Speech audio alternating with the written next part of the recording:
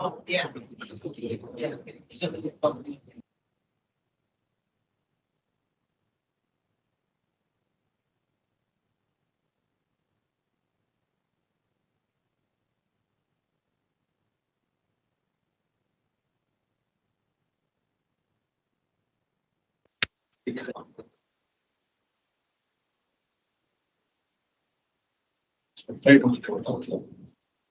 Yeah. The steps.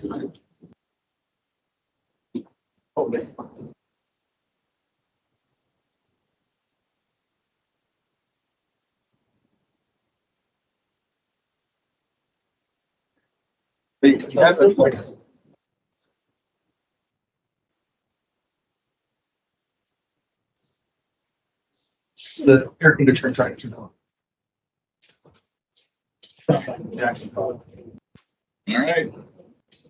Okay, look at this. It's the proper button.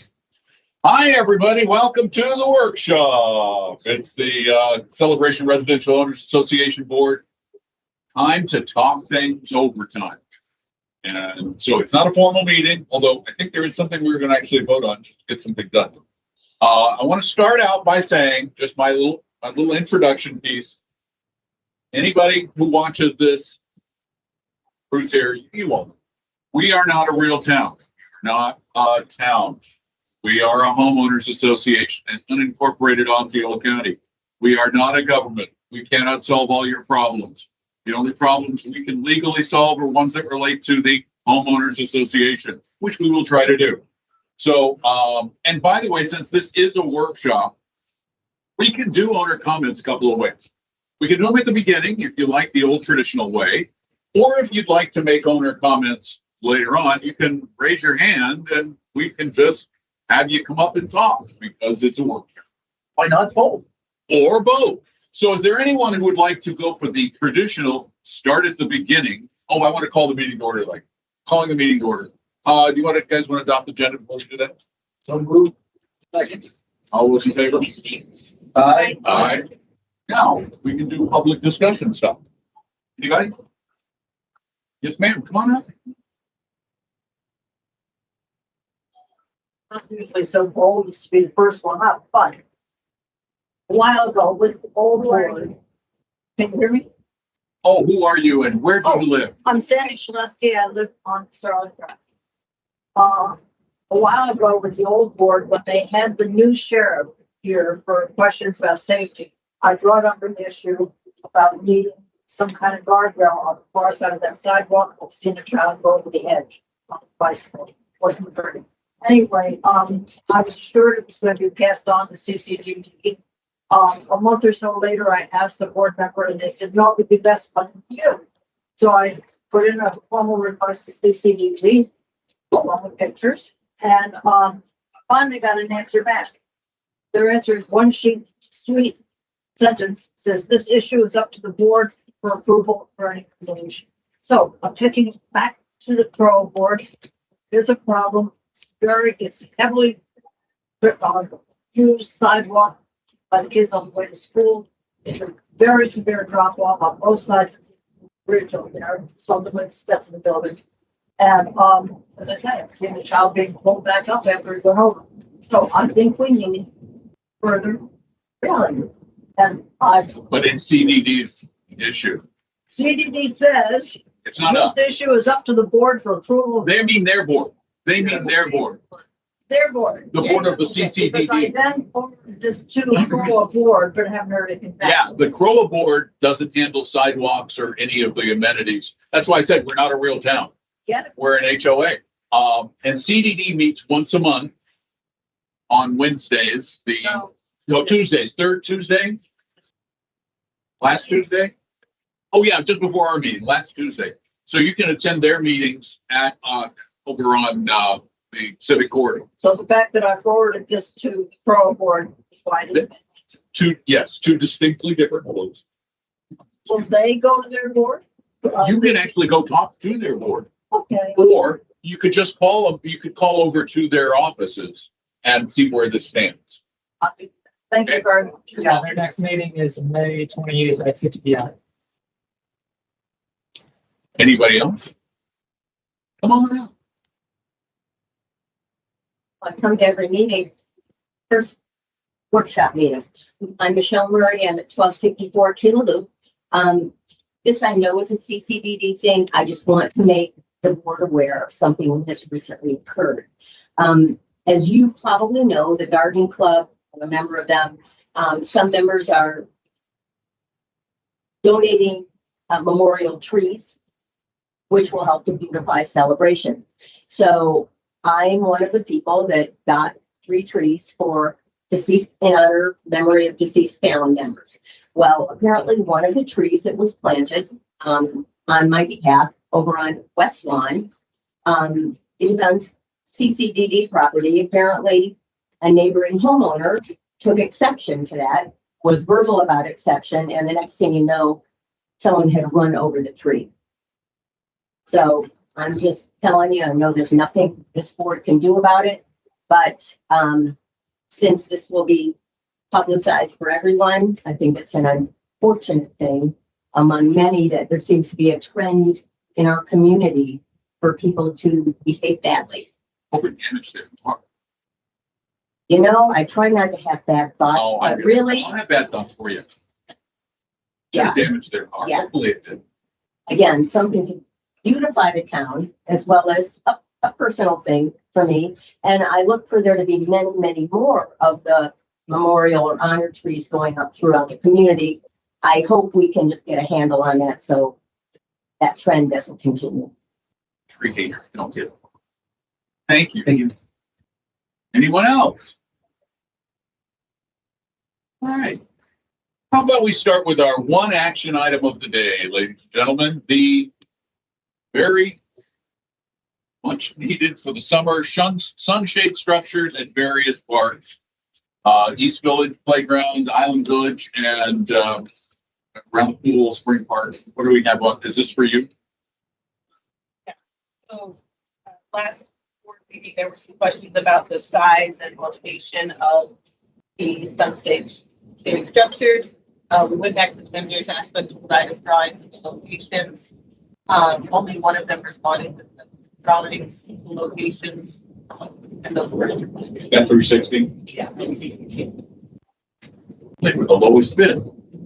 This is a kind of a dialed in look at what they will look like. They will be similar to the ones that are over the Island Village school playground. Pretty good to be looked at and all that. So the big thing is where the footer, I know Celia has questions about where the footers are gonna be placed. For the two playgrounds, Island Village and East Village, they're gonna be 3 foot by 3 foot footers of the post.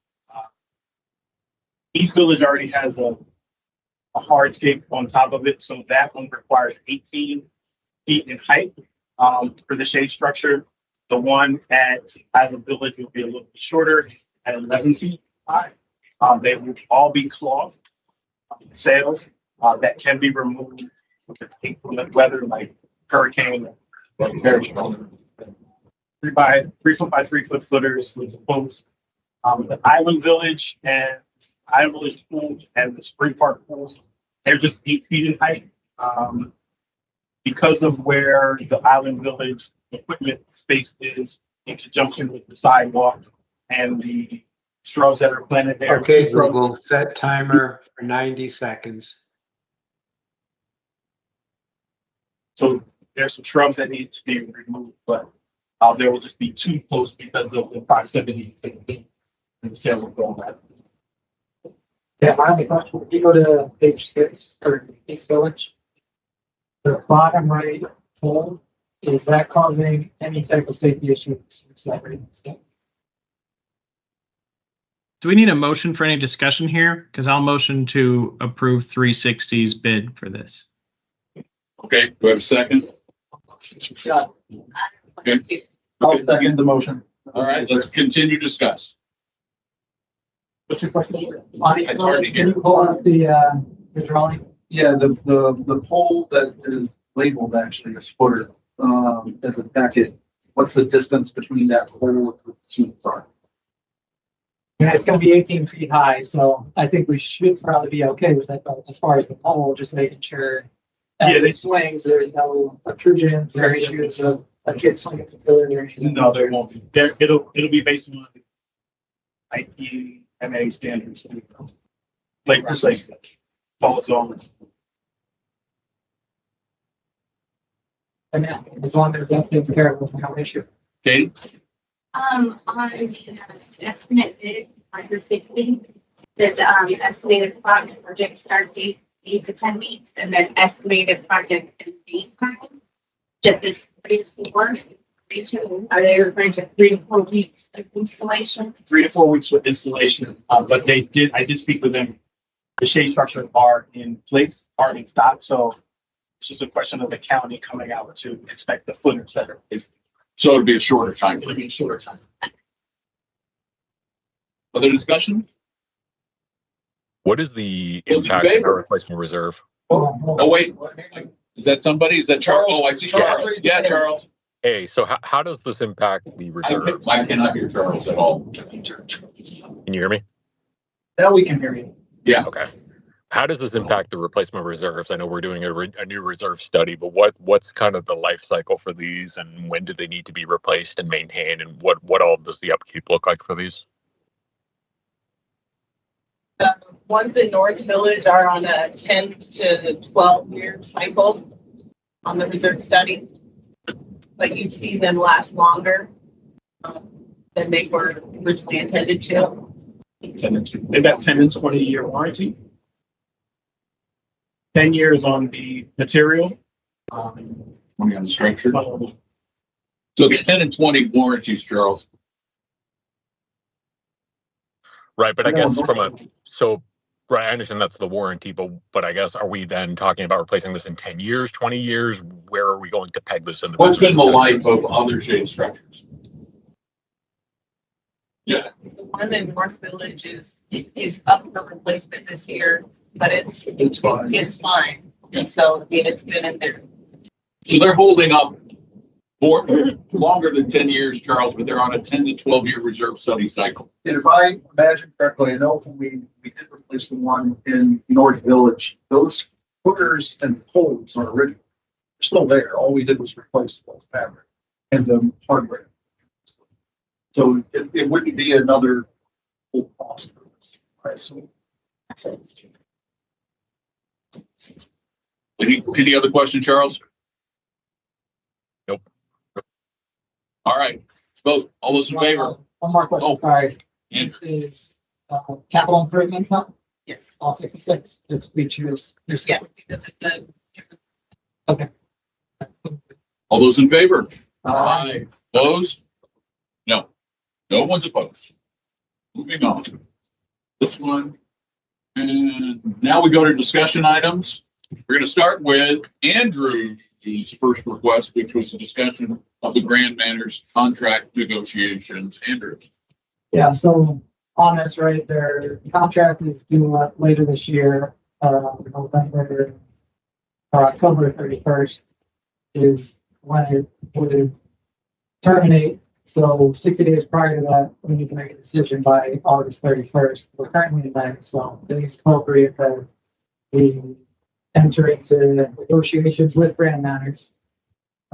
In looking at the current contract, we have a management fee that we pay, which is approximately $9,000 a month, and then Grand Manors decided to do a step-up rate on their fee of compensation for salaries.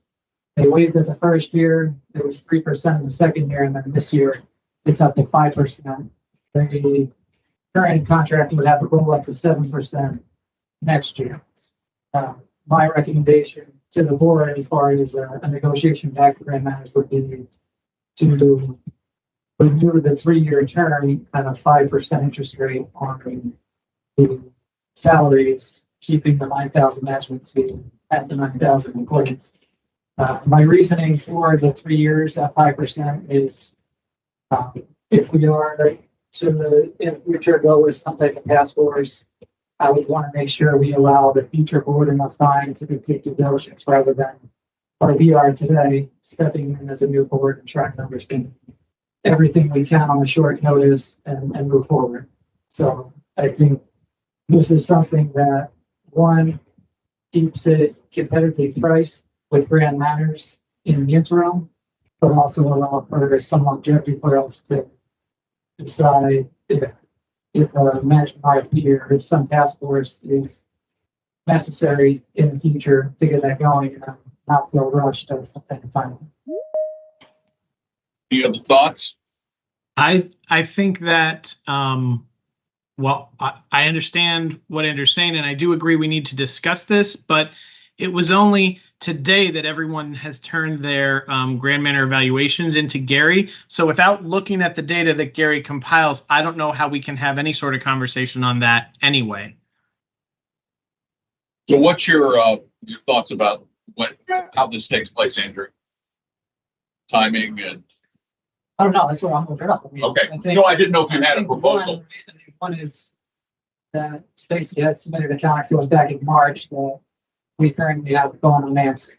So that's coming up on now 2 months with Okay. response. We have 4 months to make a decision.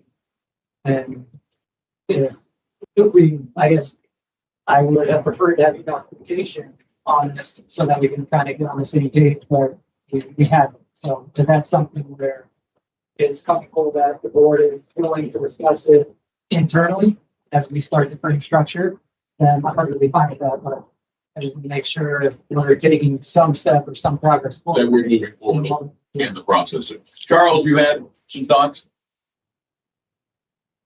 Yeah, I would echo what Jared said, that I think, so let's back up a little bit and talk about this renewal date.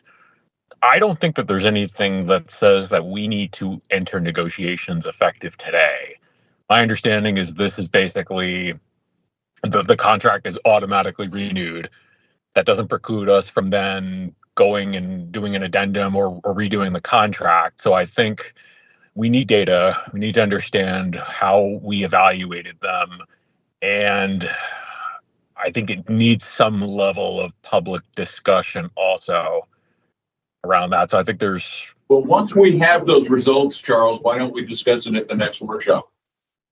Yeah, and that's where I think we need to put a plan together. And again, I think we could tap Gary on the shoulder, obviously being the prior RFP chair. I think his. Oh, look, he's here. Hi, Gary. I think and he's wandering up to the podium. Ears were burning. So I think his leadership on this, I think, has been instrumental, and I think it would be good to see where he would say we should go after this. Well, here he is. Well, I didn't want to address what you or Andrew said, but I will let you know. It's the only one evaluation. I'll get it tomorrow evening. but I'm on track to get it back to the 7 board members on Friday. We'll have the results Friday. Only you and myself will know the results. I never release it to anyone else. I will turn it over to you, the board, to decide what you do with it, when you make it public, and when you have a discussion between members to apply the results. So I just wanted to let you know, you should have it by Friday. Perfect. So that'll give us plenty of time, Charles, Andrew, and all for us to absorb it and deal with it, and then to discuss it at the next workshop. Yeah, so I think to put a little bit of a timeline and schedule together for it, because I think that's what we're looking at here is obviously we'll have the results back from Gary. Thank you. With plenty of time. I would see us towards in June at some point in time, either at a meeting or a workshop. We would need to have a dedicated session for either public review of the results. And if we need to have an executive session prior to that, then we should decide that, I guess, now. If we want to, and I would say yes. Why would you want an executive session? It's discussing personnel, right? If we're discussing personnel, okay. I didn't know if contract and personnel are really two distinct issues. Well, but I mean, I think that's the question. I don't have a problem if we do but I think this topic in and of itself would either require more of a dedicated workshop session or at least a pared down workshop session where we don't have letter in all the way down on. Okay, we have letter S. Yeah, we have letter S. Sorry, yeah. So, but we didn't make it to Z. Correct. Yeah. So I think. So look at the bright side. So to me, I would think that we would review the results that we get back from Gary in between now and the June workshop. And then if we want to make the results public, we could vote on that at the May meeting. And then that can be posted online. Okay. Yeah, that'd be May, June 12th. So I have another question just as we go through this process. Our contract is through CJC. So does that then do we need to go through CJC for any of this? Yes. Yes. Technically, yes. All right. So, recommendation but generally they follow our recommendation. Okay. So let's just make sure we keep that on the radar, just so we're not scrambling and we have everything and then oops, we forgot to bring this to CJC. So let's just make sure we keep that in mind. You also have to go to CROA and the CCS board. Okay. CCS board? Yeah, the two. Yeah. Yeah.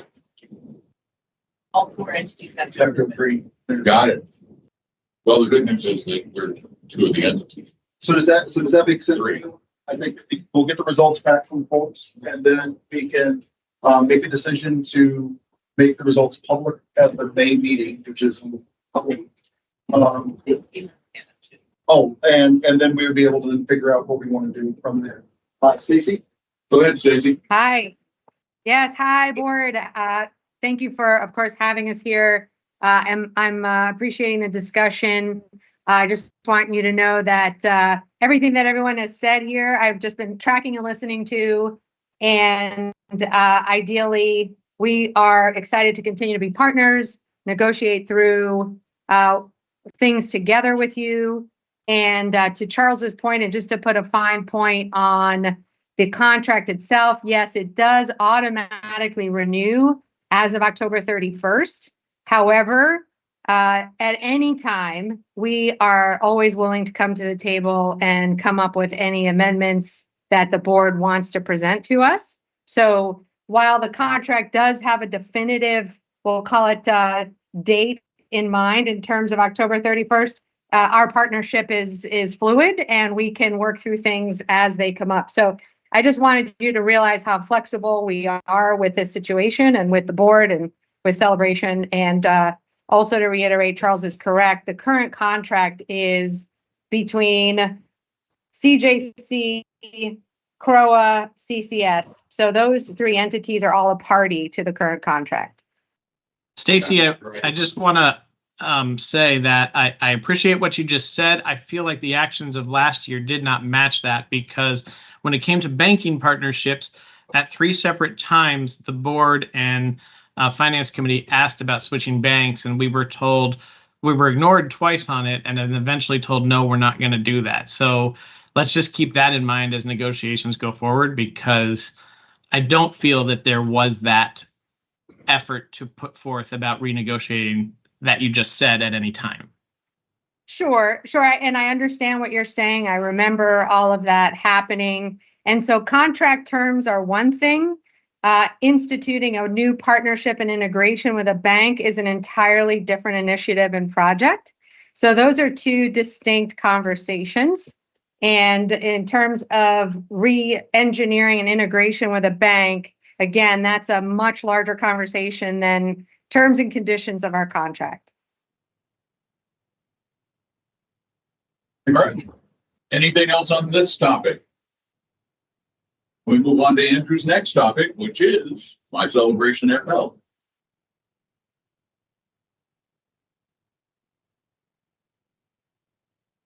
Oh yeah, my celebration FL app.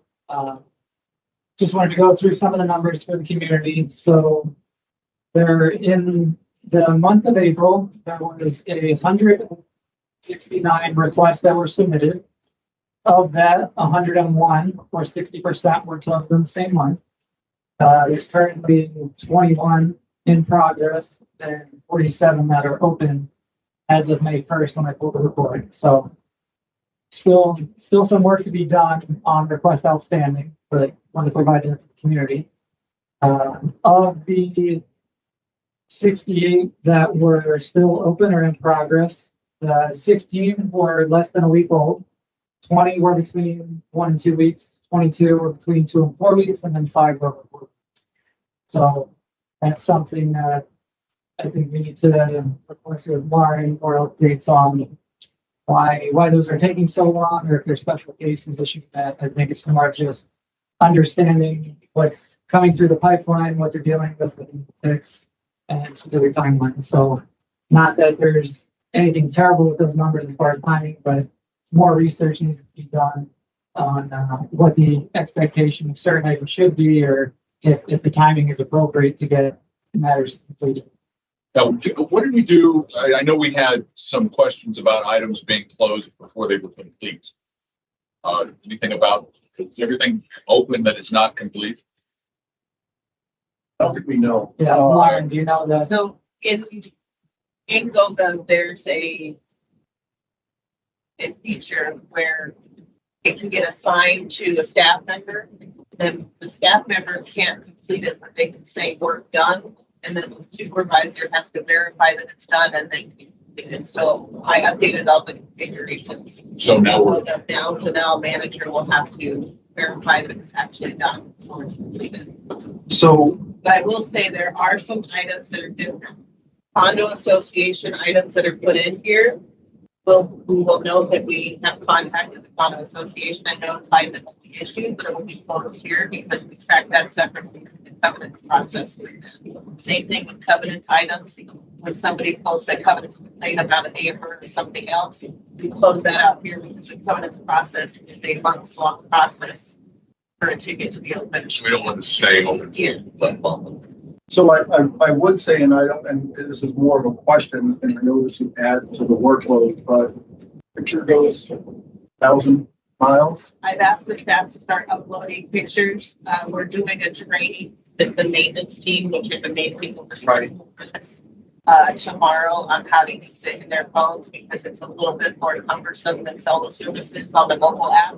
Right. So we're doing a training with them to show them how to do that. Yeah, I think I personally would love to see if we're closing something, we should default to always having a picture if we can, even if it's, I know it sounds silly, but if we take a picture of something, just showing the fact that we went out there and put eyes on it at that time. And then that way, if there's something else that we notice or a resident comes back in and says, well, yes, you fixed that, but there's still this other problem.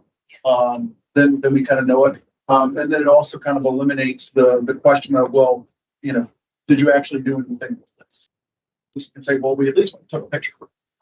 Yeah, so we at least have that. But, I personally would like to see images. Good.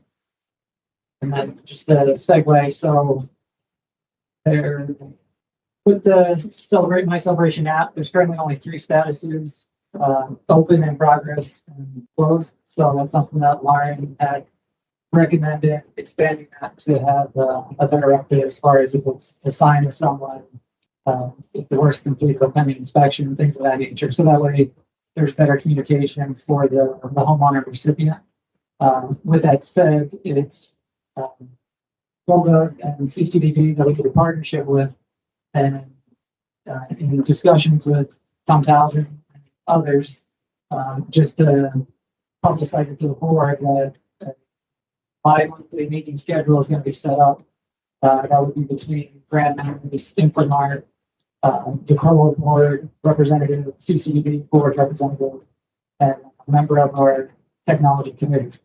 So as far as the CROA board representative, since I am the technology liaison, I just want to make sure everyone's comfortable that I would be filling that role for the board as I work with Lauren and the technology committee to see what enhancements are needed or what improvements can be made in partnership with CCDB so we can improve both the application but the overall service function.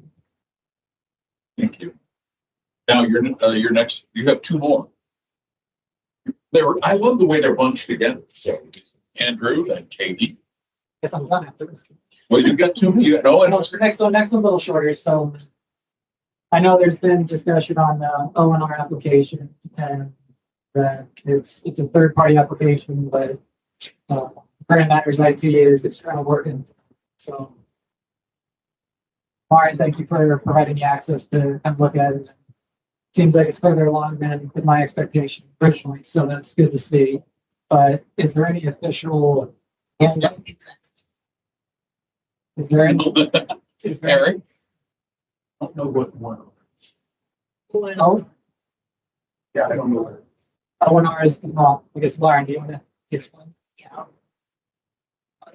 So O&R is an application that is used for some property management companies.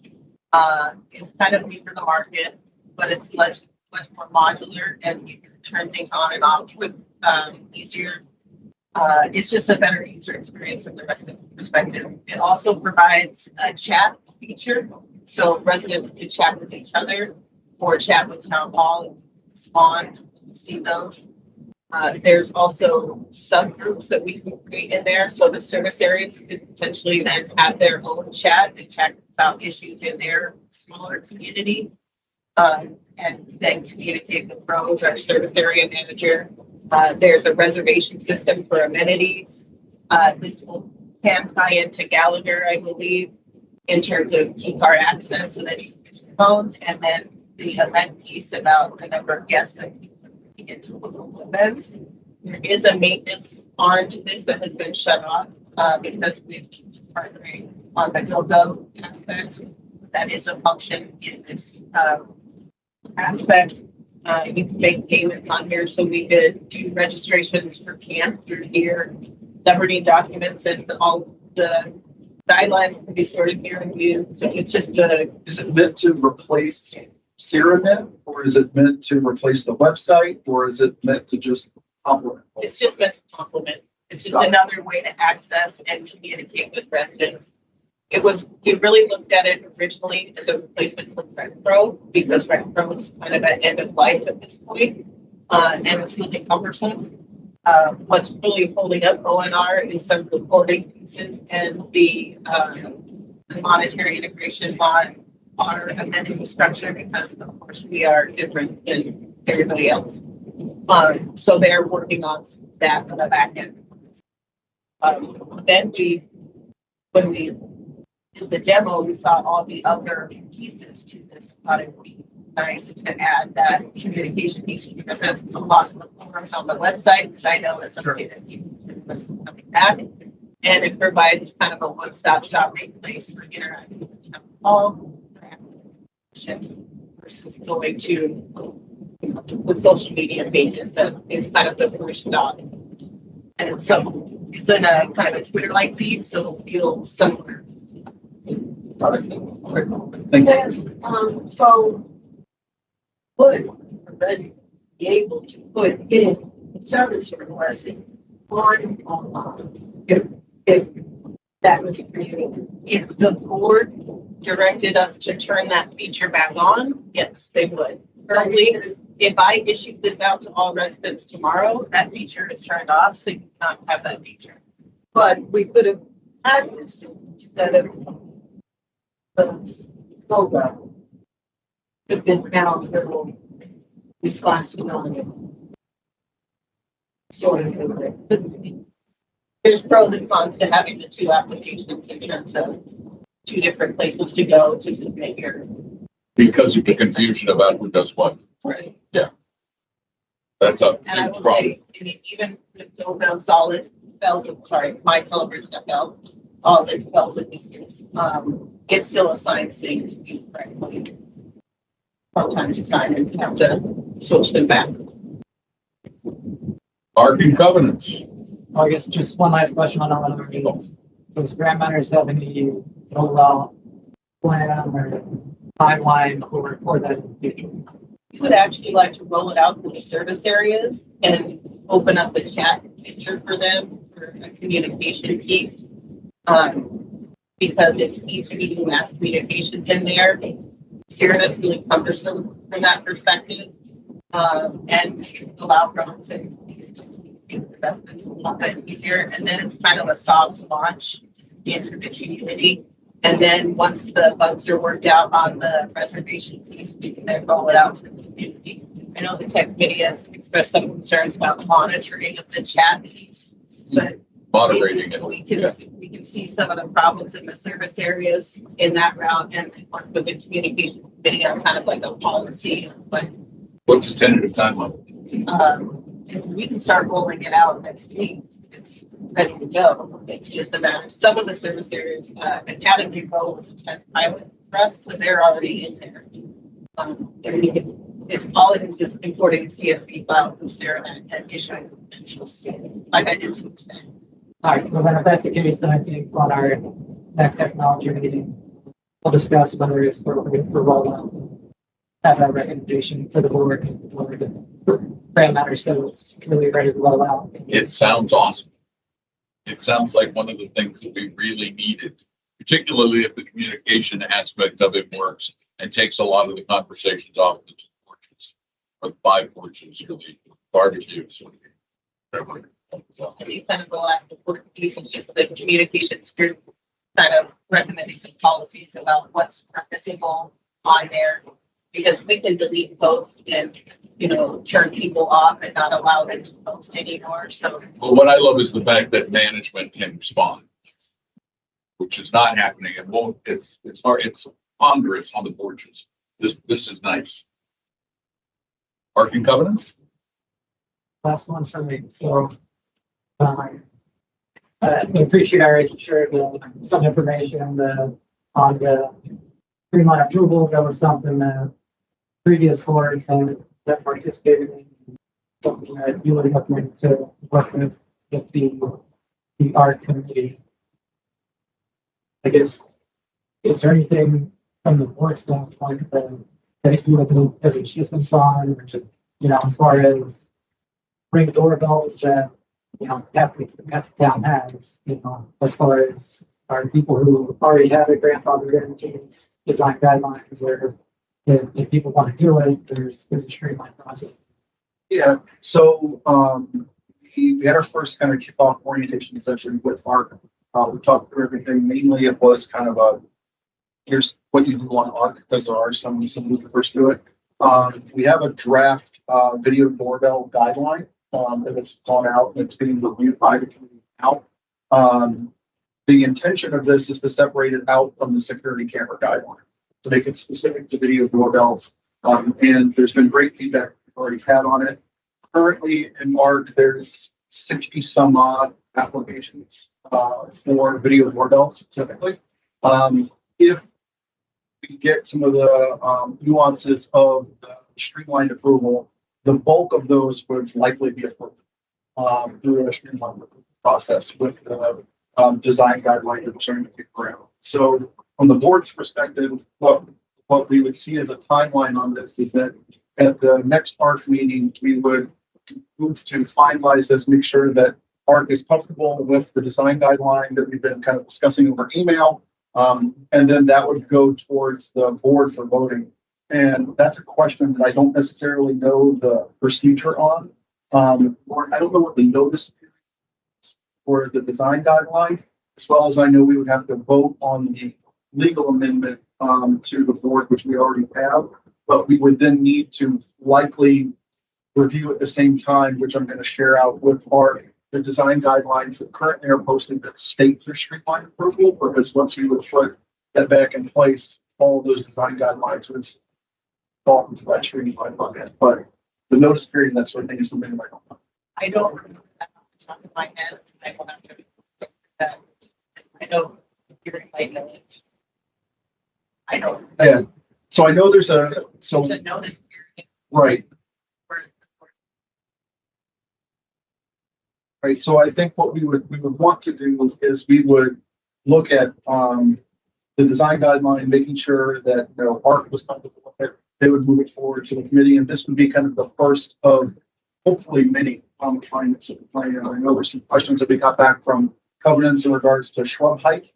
Is always a fun topic that we need some clarification within the design guidelines for, as well as we're working currently with Jeffrey now on a more of a design guideline on what to do for tear down rebuilds. We do have one that's currently going through the ARC process now, and it's going to become more frequent. We're going to see more. So we want to make sure we have a little bit more of a formal process with that. The other thing with ARC that I'll continue to push, just that we had discussed prior at the last meeting, is we are going to have the kind of the town architect hour session, 2 hours. 2 hours a month, where Jeffrey will be available to residents so that they can come in and chat about the project, chat about ideas, or chat about things that we're trying to work through ARC, mainly to try to solidify that process and make it a little bit simpler. But the short answer is for the ARC piece is that we are looking to move that streamlined approval back in and get the design of that with its back in place. Anything else, Andrew? I guess last thing on that would be, I believe wiring our timeline is 45 days in our bylaws. Is that something that our board wants to propose, say, 30 days? Try to improve that time connects of applications that are complete to then resolve hopefully within a month. Yeah, so I would love to see 30 days. There are currently 321 open ARC applications as of this afternoon. And those are in various stages. So we do have a problem right now, and I don't know. There's a problem. Yeah, and I don't know a way to tackle it, because even if we take the streamlined approval approach, it's only going to get rid of 60 some odd. And so we need to work through some of those. But if you're going to be looking at other places where the process could be streamlined. So things like paint, like for like replacement things, those previously had all been streamlined approved. But now they are moving into ARC. And it's trying to refine that. The other, not necessarily bottleneck, but more of a situation topic that we need to get a handle on is Island Village. There's a lot of things that are being installed in Island Village, actually by the builder, that don't follow the ARC guidelines. So when we come out to them, we either need them to file an ARC application that we're having to approve retroactively, or we're having to come figure out what's going on. There's a big discussion with regards to fences right now. And so ARC is looking at actually having an on-site meeting in Island Village to go through that. With Academy? Right now, it's also ARC, just to figure out what's going on with the existing applications for most of the lots ago. And the fences are all existing. So they came from Madame. Right, exactly. Is anyone, including Madame, in this or asking? Or? I know that we've talked with, I know Lauren's going to check with Mark Jones, sorry, Tom Jones, he's a singer. So with Mark Jones, to be able to try to work on some of these concerns. The big piece too is, and I know this was a question that came up from ARC that we may want to look at as a board, is there's currently no estoppel process.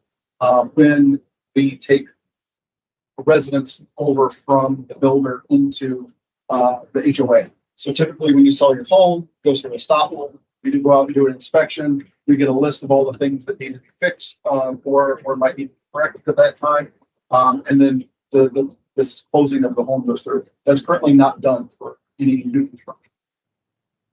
So right now it's kind of like whatever we get, we have to work through that. So, to answer your question, yes, I'd love to make it 30 days, but I don't. But it would be a mistake to make it 30 days now because then There's no way we can do it right now. We already are in the situation where we had one this afternoon where there was, we needed to push everyone to go and review something today, because we're sitting that 45 day. So On that 360 that are standing. Or 6 or support your lack of art. I think one idea that I'm going to pose to see if Park wants to do is trying to group some of these applications together and kind of trying to work through them no one necessarily wants to have another meeting. However, I don't know of another way to do it. Because right now, voting does happen online. They're working through some applications, but if we say today we're going to tackle all of our paint applications, and the catch 22 to that is that we don't necessarily want to tell a resident how you're going to sit here for 2 hours as we go through 100 paint applications at yours. So we would need to kind of figure out how to work the logistics of that to let them know. We are going to try. I went through.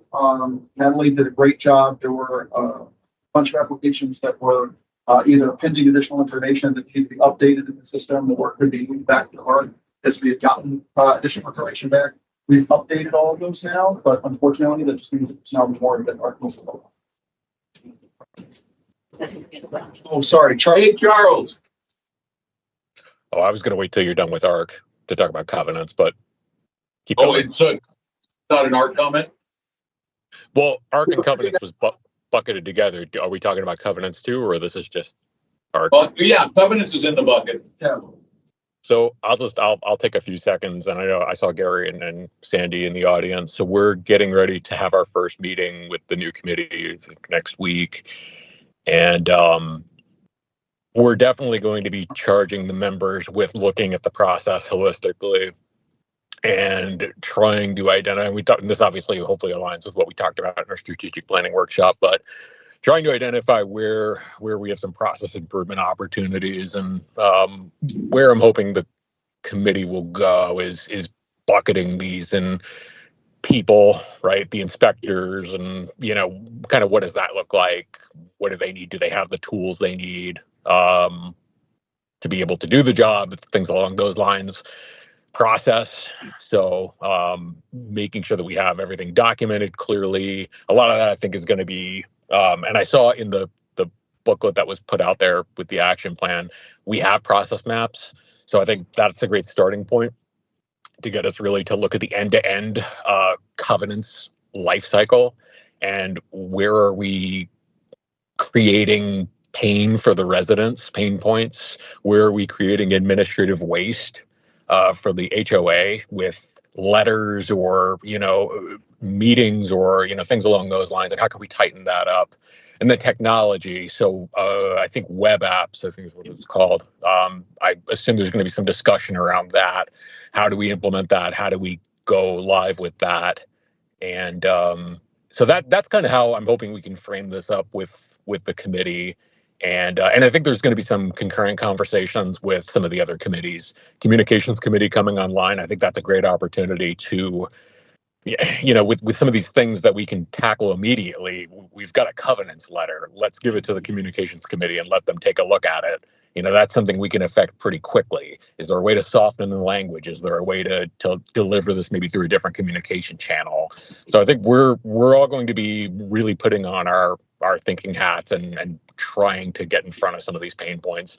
And I do think one other thing, just to put a pin in this, I think from a contract perspective, that's something I think we're going to want to look at, because right now our contract, I don't want to say quota, it's a target-based contract around the number of covenants inspections. So I think something that came out of the last covenants meeting was the emphasis on wanting to have quality over quantity. So I think we're going to need to think about that and is that something we could even do in the current model? So there's a lot of things to tackle more than just kind of the, approving, declining, covenant, things along those lines. So I'm excited about the committee and they're going to have a lot of good work on the plate. So. Cool. Thanks, Joe. Yep. Celia. My covenant invite says Thursday, May 16th. Says Thursday, April 16th. You're looking You're at welcome. It's next Thursday, my mistake. Go ahead, Gary. Sorry. That's okay, I just, What's on there twice? Yeah, because I have 2 calendars. Look at that. so it's next Thursday, the 18th. Oh, just one. Thanks. And to what Eric was talking about the stop limits. That was a big conversation at the last covenant meeting in regards to anatomy. It's like, when people are buying the houses, who's saying what has to be done? So that's good that I think it's being added. Well, it's not being added Well, yet, yeah. I talked to Charlie about it on Monday during my call, and he's doing some to see What can be done? what can be done. Because I know in some new communities, there are a stop request on new homes when they're passing developer to owner. So there might be a way that we can add that to the Yeah, that would be perfect. process. To protect the residents. Absolutely, yeah. All right, moving along. Now it's Katie's turn with the CROA CCDD county flowchart. So one of the strategic initiatives was enhancing resident experiences. And one of the reasons one of the examples was education.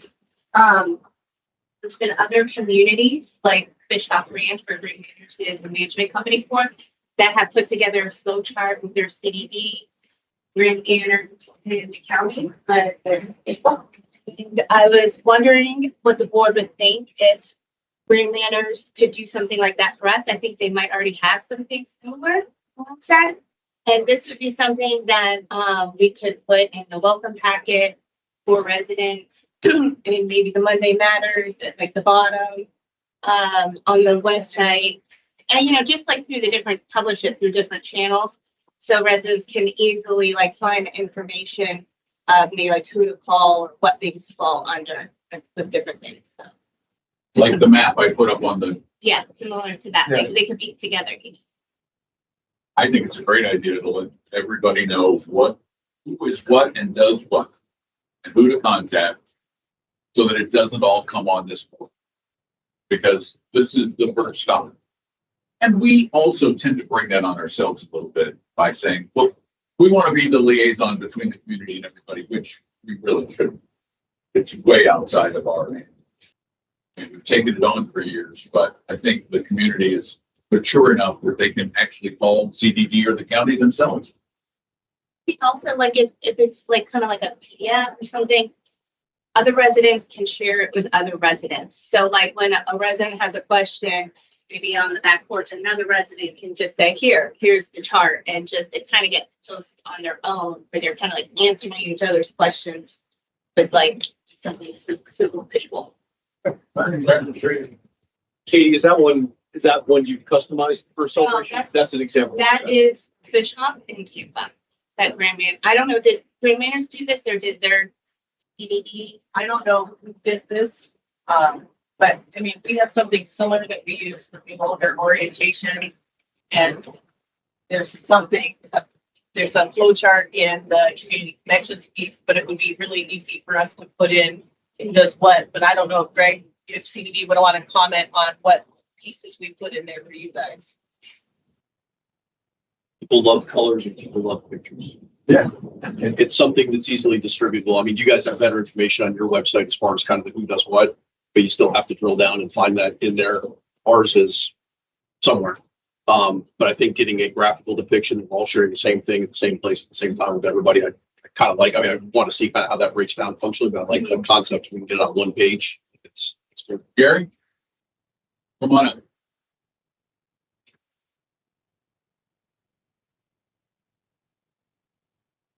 Once you get this constructed and you run it through all three entities so that it is solid, publish it every month in Celebration News. Absolutely.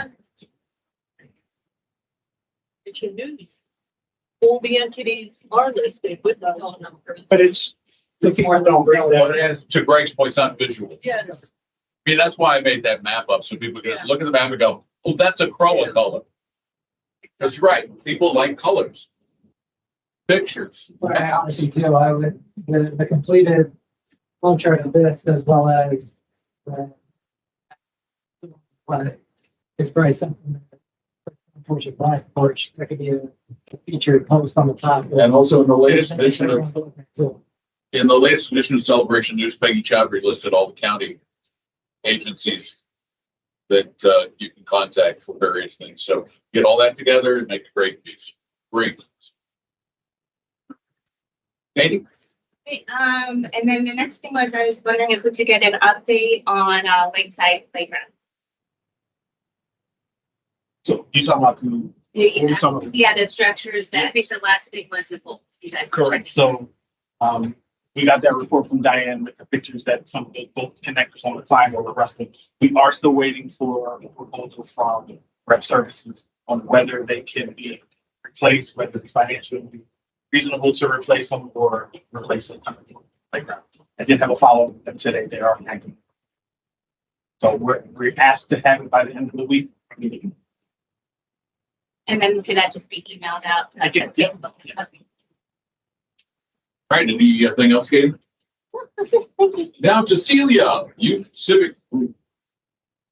Okay, Lauren, do you have that, well, that, whatever it was that was put together? Oh, the graphic that's in. Yeah. So I realize this is a committee discussion, but I brought this up when I first got on board a few years ago about the young adults in the community that are students, and maybe we can form some kind of civic group. I forwarded a flyer that I saw on Facebook from the school district on Long Island that's been doing this usually many, many years. I asked Liz if she could redo it in some form, and I sent the original post from Long Island to the Master Plan Advisory Group because they were struggling at the time to try to figure out how to reach the young kids of Celebration. This is a great poster that Liz put together about leadership. They learn how to be leaders in our community. Maybe we can follow, Edie. They get volunteer hours. This is something I know Lauren's been working with Nikki, I think, with the high school. Yeah, Nikki and Allison have drafted a volunteer program and a student, like a teen program that's kind of a subsidiary of that. They've already reached out to the high school principal, is on board. So they're just working on the logistics of it so we can roll something out. Okay, so my feeling on this, and like I said, for 3 years I've been thinking of this, but things fall through the crack. And with the recreation committee talking about things for the students in the community, I feel like it shouldn't just be Celebration High School because there's kids that go to Osceola School of Arts, Neo City. There's kids that are homeschooled. They're learning virtually. So I think it should really be reaching out to the Celebration resident students, maybe middle school through high school, and try to form a committee that they can follow through Parks and Rec and feel like they're part of the community. I don't know how it looks. I know how they do it on Long Island, the civic group. I think probably needs to go to Parks and Rec, but I want to bring this back up because. It should Watching- probably go through Parks and Rec. Oh, absolutely. And it's- just to a plug for my wife, she just recently formed a 501c3 called Volunteer Celebration, and she's been also working with the high school to help kids get volunteer hours. So if we could get all the disparate pieces We and parts. have to realize that it's just not kids that go to Celebration High School. No, but I'm just saying that was the easy place to start. Right, But a program that is guided through an organization. right. And I think it would be great if Parks and Rec can take, you can definitely open it up to celebration wide. I think that was the plan. Like John just said, the high school is the easiest place to start and get a starting point. But in terms of leadership and bringing this through Parks and Rec, this is really off the top of my head. But in terms of leadership, you could have a junior Parks and Rec committee. Right, that's what I Yeah. was thinking, So, you know, and they could then provide input on things that they're seeing as teams and right, that might be beneficial. right. It's this group that does it on Long Island does 6th through 12th grade. And I think it's important that these kids are being heard in the community. Victoria, you're getting this. Yeah, we're in total favor of this. And actually, one of the things we are brainstorming about is like meeting at Lakeside with the kids and doing a brainstorming with them.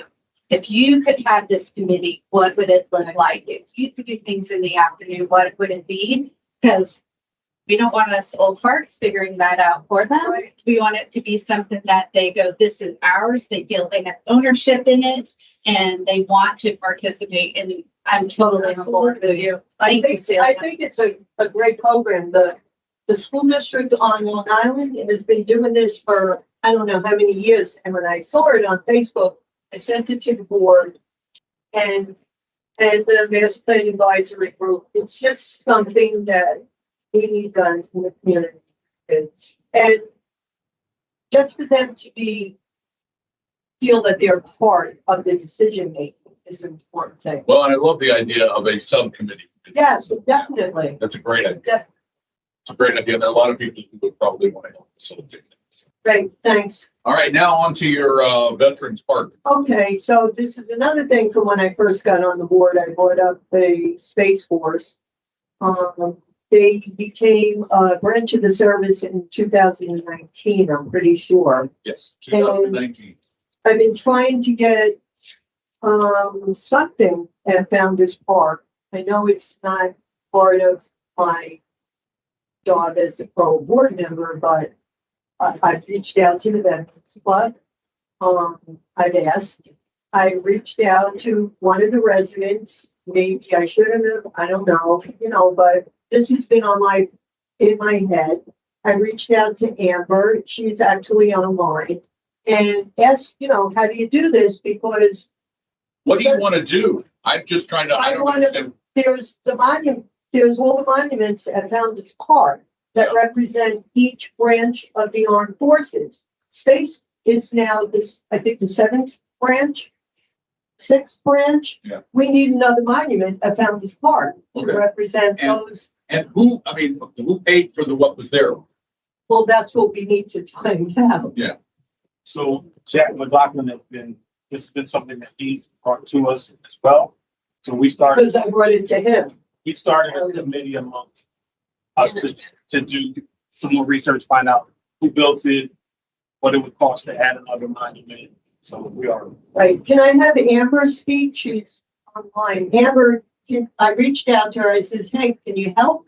Because she's part of she's a veteran. And I know that she would know to maybe take some steps for Lauren and Grand Mountains. So Amber, can you tell me or tell us anything about what you can do, or maybe you can help Grand Mountains get this together?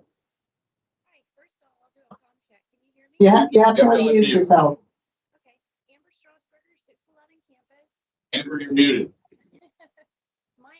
Great, great. Amber, Yes. they can't hear you in the room. I can barely hear you through my screen, but they can't hear you at all. Does this No, Okay. All right, let me try. mic's not working. Hold on.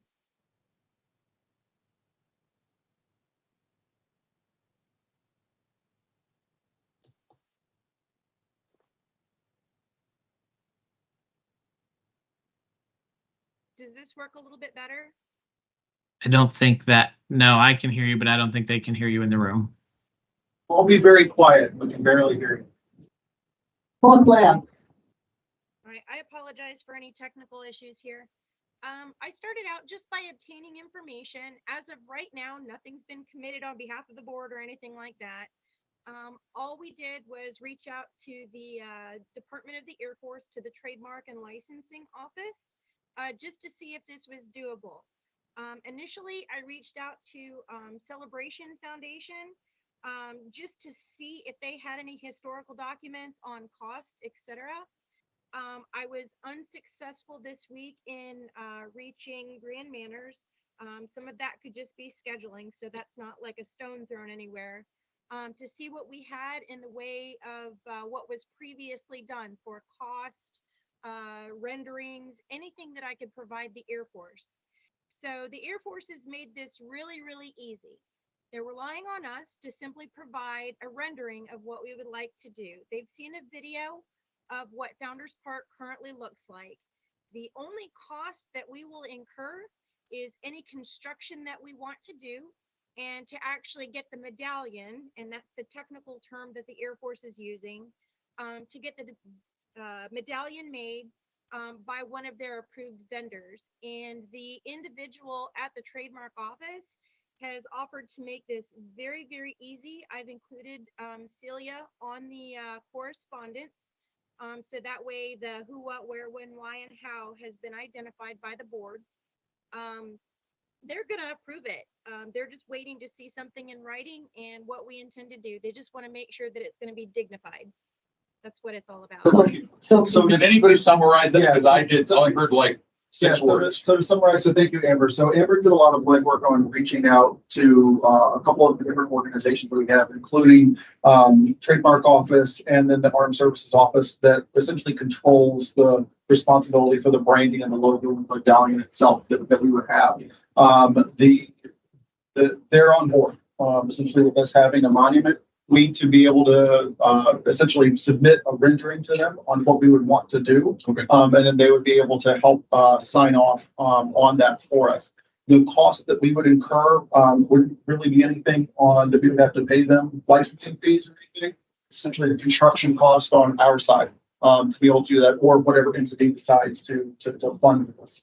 To be able to do that. And then she had also reached out to a couple of different organizations within the community, including the foundation as well as Grand Manners, to try to get history and historical knowledge on who actually funded things originally, where the money that's worth for Bill Cross. Amber, did I do okay? Thumbs up?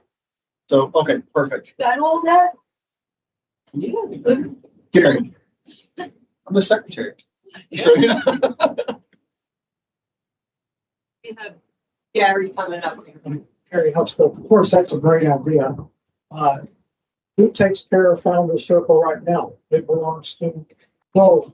It belongs to CROA, right? We take care of it. That's right. Yeah. So there's alternatives to look for funding. But what I want to mention is it's my belief that Founders Circle of the existing 5 or 6 military services are symmetrical. So to add another one, you have to uproot it and reconstruct it from scratch. And so what we talked as a management group, that was one of the issues that we saw as well, was Founders Park itself has some severe drainage issues and gets a lot of foot traffic in the elementary school, which makes maintaining the landscaping in a neat, tidy manner very difficult. So we were talking, tying this revamp into somewhat of a revamp of the park itself as well, with one larger project. So we have one staff member, Becky, who is rather good at drawing. So she had a great idea of how it could look. We were gonna get people to accept a landscape architect to make it come to life. Can we keep Amber on, like, notice? She can work with Yes, Raymond. I can add a little history, and it's only because I'm at Founders Park a lot. There is a plaque there, and I believe the project was started by a young resident. Oh, it was, yeah, it who was was by deceased. Right. Who was deceased. It was an Eagle Since Scout Eagle Scout, project. yeah. He did not live long enough to see the end result, but that's really how it started. Now, I'll be at the veterans meeting tomorrow. Gary, are you gonna be there? We could talk to Jack as well. I mean, there's a lot of people that have the full history, if that's what we're looking for, whether it be Sal Negro, probably Sal, because he was at the inception when they started the Veterans Club. Yeah, no, I think that would make sense. And I think keeping, They need to be involved. absolutely. Absolutely, but if I didn't, like, I'm trying to get it out there. Trying to give it a kick in the butt. Yes. Yeah. Absolutely. Yeah, absolutely. And I think too, it sounds like we have an opportunity that poses itself with some of the landscape. And just fixing and add this we in. could do to try to work it all together. Dumb question, is Founders Park reserved? Is it, so we know when that's up? That landscaping line items in your budget annually in the reserve study. Founders itself is called out because it's more of a passive.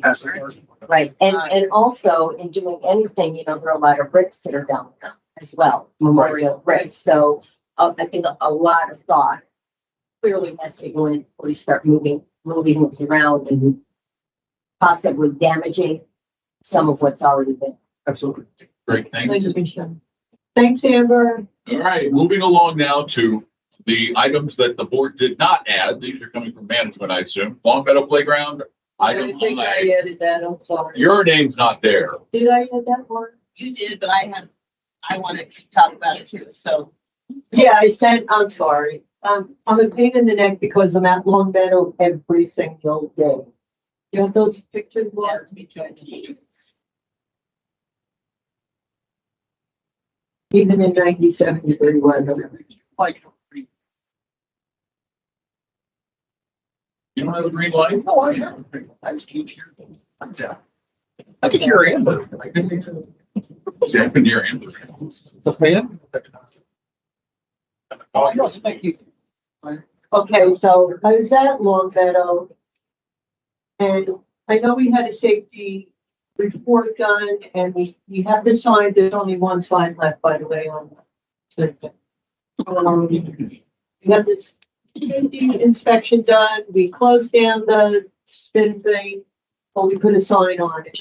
And I'm there and I can't stand when I see every day it's something. The kids were running through there, there's two pictures, I think I said.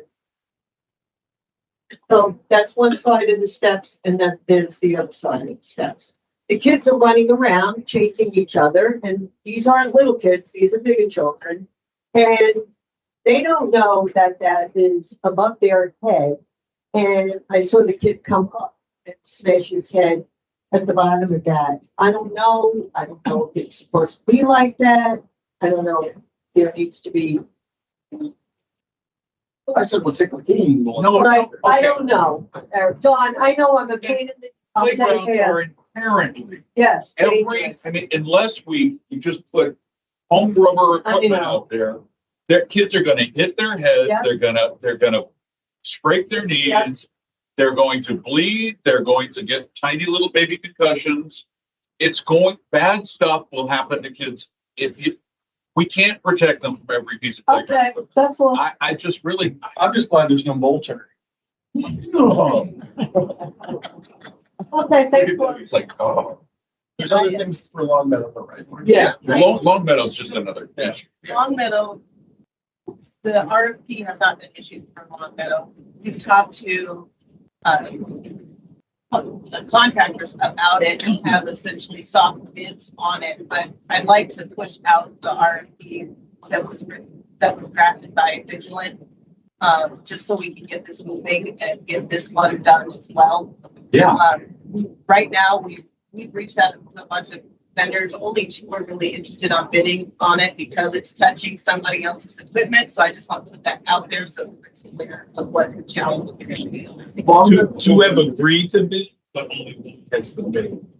So, correct me if I'm wrong, Long Meadow, we're not in as dire shape as we were at Spring Park. Correct. And it's less a concern on the equipment. There's some logistics with moving placement of the equipment that's there.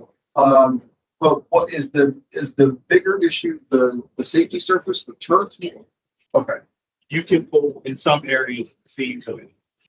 Well, I think we're just gonna need to be prepared to replace the whole thing. You're Right, going to have to tear out all the turf and replace it. Right. Some of the pieces need to be moved around, and Now, has Diane looked at the quality and the safety of the pieces that are there? she has, Yeah. she supplied the board, And so that's in that report. and that's a supplement. Is that gonna help the bidders in their worries about liability? The way the RFP is worded, it says prepare in accordance with this. No, I think it makes sense to get it done. Let's get it done. The only thing, and I know this was a question that we had, Charles does have his hand up, but just timing on if we're gonna have 2 playgrounds down at the same time. We'll make sure we don't. That would be. No, that we should wait on one until Spring Park. Spring Park is. Yeah, just usually. Long Meadow is truly just a partial refurb. It's not a full redo. Right. Charles? I agree with Don. I don't think we should shut down 2 playgrounds at the same time over the summer. Yeah, no, yeah. So Charles? can we walk through the RFP? So Vigilant had this, they were drafting the RFP. Has it been sent to so it has been sent to market? Sorry, can you just refresh the memory? It has not been sent to market. We shared They've got some indications of interest. We So shared thereof. So is management content. is management taking over the RFP, or is Diane taking over the RFP? Because Vigilant Say took Management, it sounds like. I would say management's taking over the RFP, but Diane would still PM the project in terms of completion. I mean, she could review the submittals and supply her recommendations to the board. But I mean, the RFP is essentially ready and done, ready to go. It just needs to be issued, and it's just something that's been pinned. Can we add this to Diane's scope of work under the current contract? Just because it's an hourly quote. Yeah, so this is also like at the last meeting about the sequencing for sunsetting Vigilant, about the thoughtfulness of making sure that we've properly done this. So that's a consideration. So I guess Diane should be involved in some way, shape, or form, probably taking the lead on it, which was, again, the original model of the owner's rep. The model of this was that management would not be taking the lead on this. That was my understanding, and now we're backtracking. And Well, but it's kind of, it's a different scope, a much different scope of work. Basically, this is repairing, not building a whole new playground. This is it's a much smaller project, which I can see that being under management's wheelhouse, with the ability to consult with Diana at whatever it was, 85 an hour. With all due respect, I'm going to disagree with you there, because we see the condition of the playgrounds, and we got to this point, I think, because of some issues there. And I think that was really, my understanding was that was the design. The design was having the owner's rep run the procurement, run the RFP, build the RFP, take it to market, be really our true representative. And that's I guess news to me. And We have a draft. Yeah, Vigilant drafted an RFP. Vigilant already drafted an RFP, Charles. So we have a draft RFP from Vigilant that they can then take to, it's already been done, it's been paid for, and they can take that to vendors to get the scope of work done that was under that draft RFP. But this board also voted to sunset Vigilant, so conceivably. Right, but they've already done the work. It's done. I understand it, but we have Diane now, who effectively should be leading this at this point. So but that's what Lauren said, is that she would act as the project manager for the project, but we already have the RFP. It would seem silly to pay somebody to draw up another RFP and put the process off even longer, I think. I'm not saying put the process off longer. I'm saying she needs to be consulting on it, pre-con and post-con. But I think we're saying the same thing, just in slightly different ways. I said that basically management has her at their disposal as a consultant. So has she looked at the RFP? Let me ask, has she looked at the RFP? I guess let me just break it down to like, has she read the RFP? To the board. It was sent to the board. Yeah, it's the same one that was in the original packet. Yeah, right. Yeah. So I think essentially maybe to try to summarize this a little bit with what Charles is saying and what we're asking with and trying to figure out where essentially an owner's rep is at this point in time is I guess we would just ask that as Vigilant has been sunset, we now have the RFP as we're going through the rest of the bidding process. And as the RFPs come in, we would ask management to consult and use Diane for that process as questions come in with the bids, or if the response packets come back incomplete or there's additional questions, those sort of things, we would be able to utilize her. That the board would know that we're going to incur an expense. What do you guys think? Yeah, I mean, I guess to Charles' concern, has Diane reviewed the No, but I mean, the RFP is essentially do what she wrote in the report. Right. So I mean, I think that's just, I can think just as the transition we do, I mean, Grant Hunters is kind of bridging that gap from Vigilant to Diane, but yeah, the RFP is done, the hard work has been done. And again, as she said, it's based on Diane's recommendation. Right. So just that Diane's comfortable. So we gave Vigilant a report. Based on that report, they wrote an RFP. Yeah, let's just make sure all that is translated by Vigilant is exactly right. So a half an hour of time to get that looked at. We will work with Diane to make sure the RFP is correct, issue it, and if she needs to amend it, respond to any RFI like that, we will work with them. Perfect. Yes, sir. Hi, Paul Rashkin. I live on Long Meadow. If you're talking about just correcting deficiencies in that park, you're missing the big picture. That park was beautiful before it was abolished. It had, I'd say, at least 50%, not 100% more equipment on it than it currently does. 3 pieces of the equipment have been disabled since it's been established. So I think the report you had done merely was it safe, not whether it's proper park. You have a lot more to do than just move things around. I think you need to be adding equipment to it, and adding equipment to it, you may have to take out some other things. And candidly, it's just worthless the way it is. I live on that street. I walk my dog on it 8 times a day. I see children that play in the morning, noon, and in the evening. And the big kids who show up don't belong there in the evening. There's a lot more to be done there than just removing the turf or moving 1 or 2 items. And so if that's all your RFP talks about, if that's all you addressed in a safety report, which is all you did address in a safety report, that's a very small fraction of work that needs to be done. The RFP includes adding back the additional, adding back the missing swings that were originally intended. So there'll be swings for little children. Yes. For little children. Yeah. So yeah, I'm just pulling up that RFP. So it includes new equipment. Yeah. So we're clear on the and keep me honest here, guys, because it was prior to me being on the board. But the design that's out there now, the equipment that's installed, is not actually what was designed. That was the prior vendor essentially trying to hurry up and get it out. Yeah, do cheap work. Exactly. To put it out. So there's equipment that's missing that would be included on the design that Diane reviewed, because that was included on the spacing calculations for where things can be positioned. So for example, we're missing swings. Swings need to be added back in. Swings require a larger distance, so we can't necessarily put a spinning chair. Everyone likes a spinning chair, directly in front of it, sort of thing. So I know there's at least two pieces of equipment that are missing that would need to be added back in, which would be included in the same scope.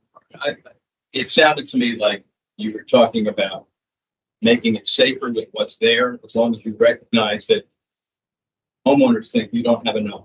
No, we don't think there's enough either. We don't like what was done. But you just have to fix the turf, fix the equipment's placement, and then add the new elements. So there are 3 pieces of equipment the two that were removed, Yeah. say, Right. and then one more that you put signs on. By the way, those signs are terrific, and the kids take them off as they play with them every day. So you can count on that happening. Is there a way it can just be lowered? Because I think that's the safety issue. Is No. too high? It can't be low. It cannot be low. It can't be lower because of how it's constructed. Okay. And I You have think to the make out safety what's in the report ground. said If you did that, could you just lower it? it's a bone issue. No, because there's two pieces that connect to that footer. Yeah. Yeah, there's the base and then the base that the Okay. equipment sits. All right, because the kids are playing on it. I mean, on top of it, it's fine, but underneath it's dangerous. Yeah. Thank you. Does Long Meadow fall under the reimbursement Yes. agreement? Okay. All right, moving on to, these are gonna be action items for it. Yes. Tile estimates, Downey Fountain. So Downey Fountain is in terrible shape, along with the lid that's over the equipment. So we are getting bids to redo the tiles, fix some of the plumbing, fix the lights at Downey, and provide a new lid over the equipment cover. The lid that's there looks like it was plywood that somebody took to just quick fix. It's got a big, and the hinges don't match. None of the hinges. Are we gonna have we're gonna have bids to review on our next meeting? We've been walking with vendors, last week and this week. So that's J and K. Any questions about that? Is that a reserve item? Yes, And is it up for reserve now? Are we ahead? we're ahead. So okay, all right, so it'd be something that we're pulling forward. But it doesn't sound like it was done right at some point along the way. No, I agree, it has to be done, just so we understand the timing. Found the only issue of that part? Or is there other concerns as well? The landscaping is suffering a little bit. It's dry, but Brian Cosby's on it. He's aware of it. He's on it. And he believes the sod will come back. The fountain's really the main issue there. The gazebo is in pretty good shape too. Yeah. Yeah, just raising the question, is that part just need the facelift of the fountain, or is it looking like overhaul of that entire part? Like, it sounds like just fix the fountain and move on, this is all this new. That's the main thing that needs to be done. There are other parks that need a larger facelift or Downey redo a whole landscaping revamp. All right, sounds good. Thank you. In fact, it looks like 3 of them are in here. Gazebo repair. So the gazebo at Lakeside Playground is termite infested. It needs to be repaired. We're getting bids to repair that. The way it's constructed, the roof needs to be lifted off by a crane, and then the pieces pulled out, new ones installed, and then it can be lowered back on. So dumb question with that, because in looking at that, I assume that would be the case. How much does the new gazebo cost? That's what you're also looking at. Because like between crane rental and getting something in there, all that, just new, it's a hard, you need a pretty decent. Yeah, we're looking at a cost comparison to completely replace versus repair. Okay. And again, that's something we hope to have at our next meeting.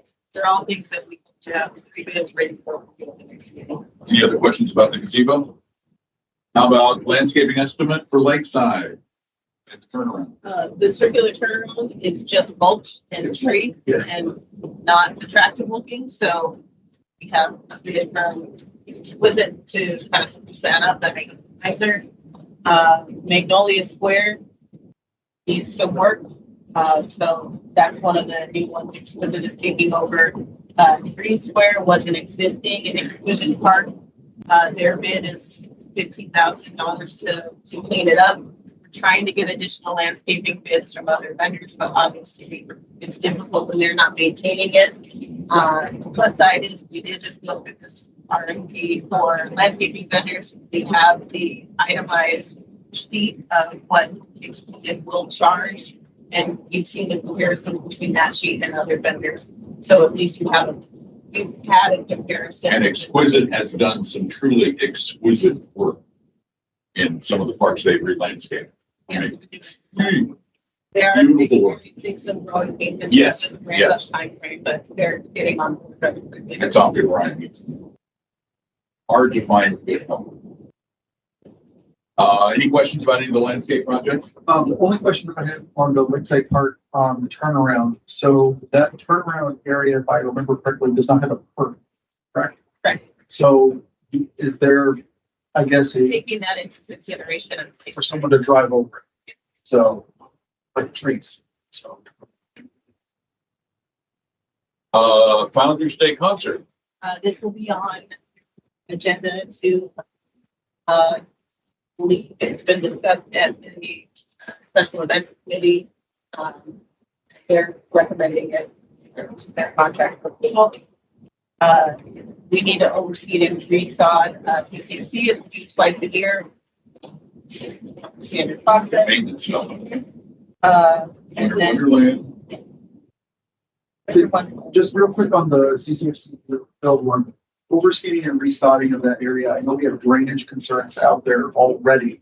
Is there anything different that we need to do with the reseeding process, knowing the drainage concerns? So in other words, instead of spraying seed, we need to hydroseed instead so it sticks. So we've talked to companies that actually maintain athletic fields, and they've made some recommendations in terms of different ways to address that. And I know we've reached out to Exquisite for a bit as well, and we talked to Brian, and he's planning on possibly subbing that out to somebody who specializes in those fields. So that's what we're looking at. We're also going to recommend to the board that we hire an actually athletic field company rather than handing it off to our standard landscaping contractor. It is a specialized. Any questions on that? Winter Wonderland at Heritage. So the rec committee at their last meeting asked for the board to take action on whether or not to close the pool and or allow alcohol on the pool deck. Victoria is here to maybe provide some additional color on what they're looking for in terms of direction. Okay. Victoria?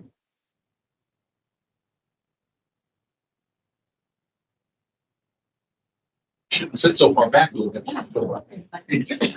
The last rec committee meeting, Winter Wonderland facility application was reviewed.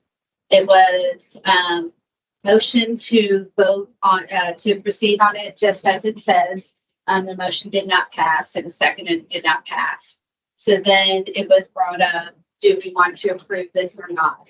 The rule that was stated on the sign says that there's no alcohol. And where the fence would be, we knew that there was alcohol that was allowed on the pool deck. And that the way it was proposed is that the pool would be open during this time. The rec committee was not comfortable with this and did not think it was within our scope to approve, being that there was alcohol, the sign was there. So there was a motion to present it to CROA that one, if they wanted to close the pool, which was what was done previous in 2023. It also coincided with some pool deck repairs. So I think that's part of the reason that it was closed. So the motion was to ask CROA board if the pool one could be closed, and if the motion was no, that it could not be closed, will you allow it to continue with alcohol on the pool deck? The other part when that went is that one of the members did ask for an addendum to the motion and wanted to know, the inclement weather plan said that they would move everything inside. And all it said is that they would print 120 tickets. They did say that within that 120, that covered any staff, bartender, caterer, entertainment, anything like that. And so he was worried that would be above. What is the legal capacity? 120. 120 max capacity. Max capacity. That's in there. So he asked if for some reason there was a fine assessed for being over capacity. Does that get paid for by CROA or does that get paid for by the foundation in this case? So those two items, what to do with the pool deck, close or open with alcohol, and then the capacity were the two things in the motion has to go to. Now, what is does the committee have a recommendation to us? Because my goal going forward is to let committees govern themselves for the most part and just bring things that must have CROA approval to us. But for committees to make decisions like these, and we are merely here to advise and consent. So what, does the committee have a recommendation as to what they'd like to see CROA do? I think the recommendation would be is that we be consistent. So if we're going to close off the pool for one group, we know that we're going to close it off for any group, whether that be a resident, whether that be another association or something along those lines. Same with if we allow alcohol sectioned off on part of the deck for one group, we're allowing alcohol sectioned off for all groups or residents, whatever, in order to be stay consistent. And I don't think the committee's ready to take that on.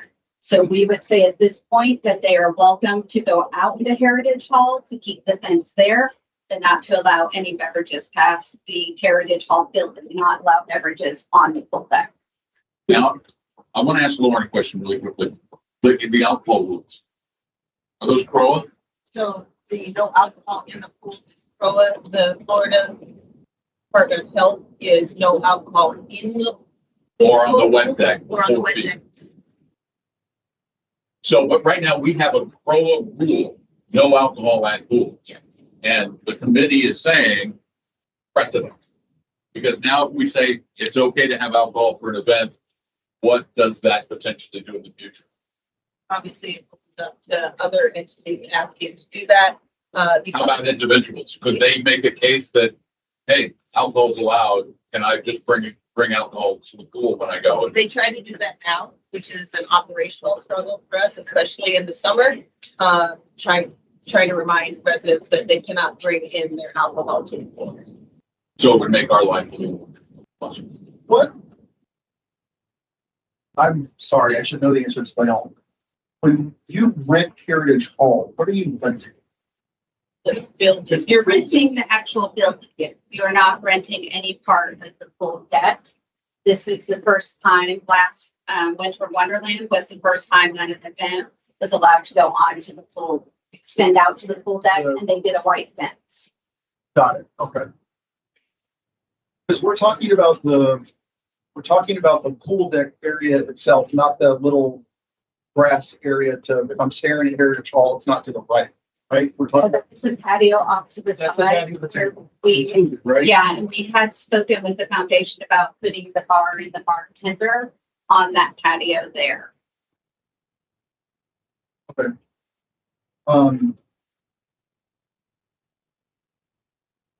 Again, for me, this comes. Well, the question is whether or not we do. I mean, I guess here's my concern. My concern is that if someone's renting something, they're renting the object that's available to them, which in this case is Heritage Hall and that patio there. And I think that if we change the rental so that it includes other portions of an amenity, then it needs to be changed for everything.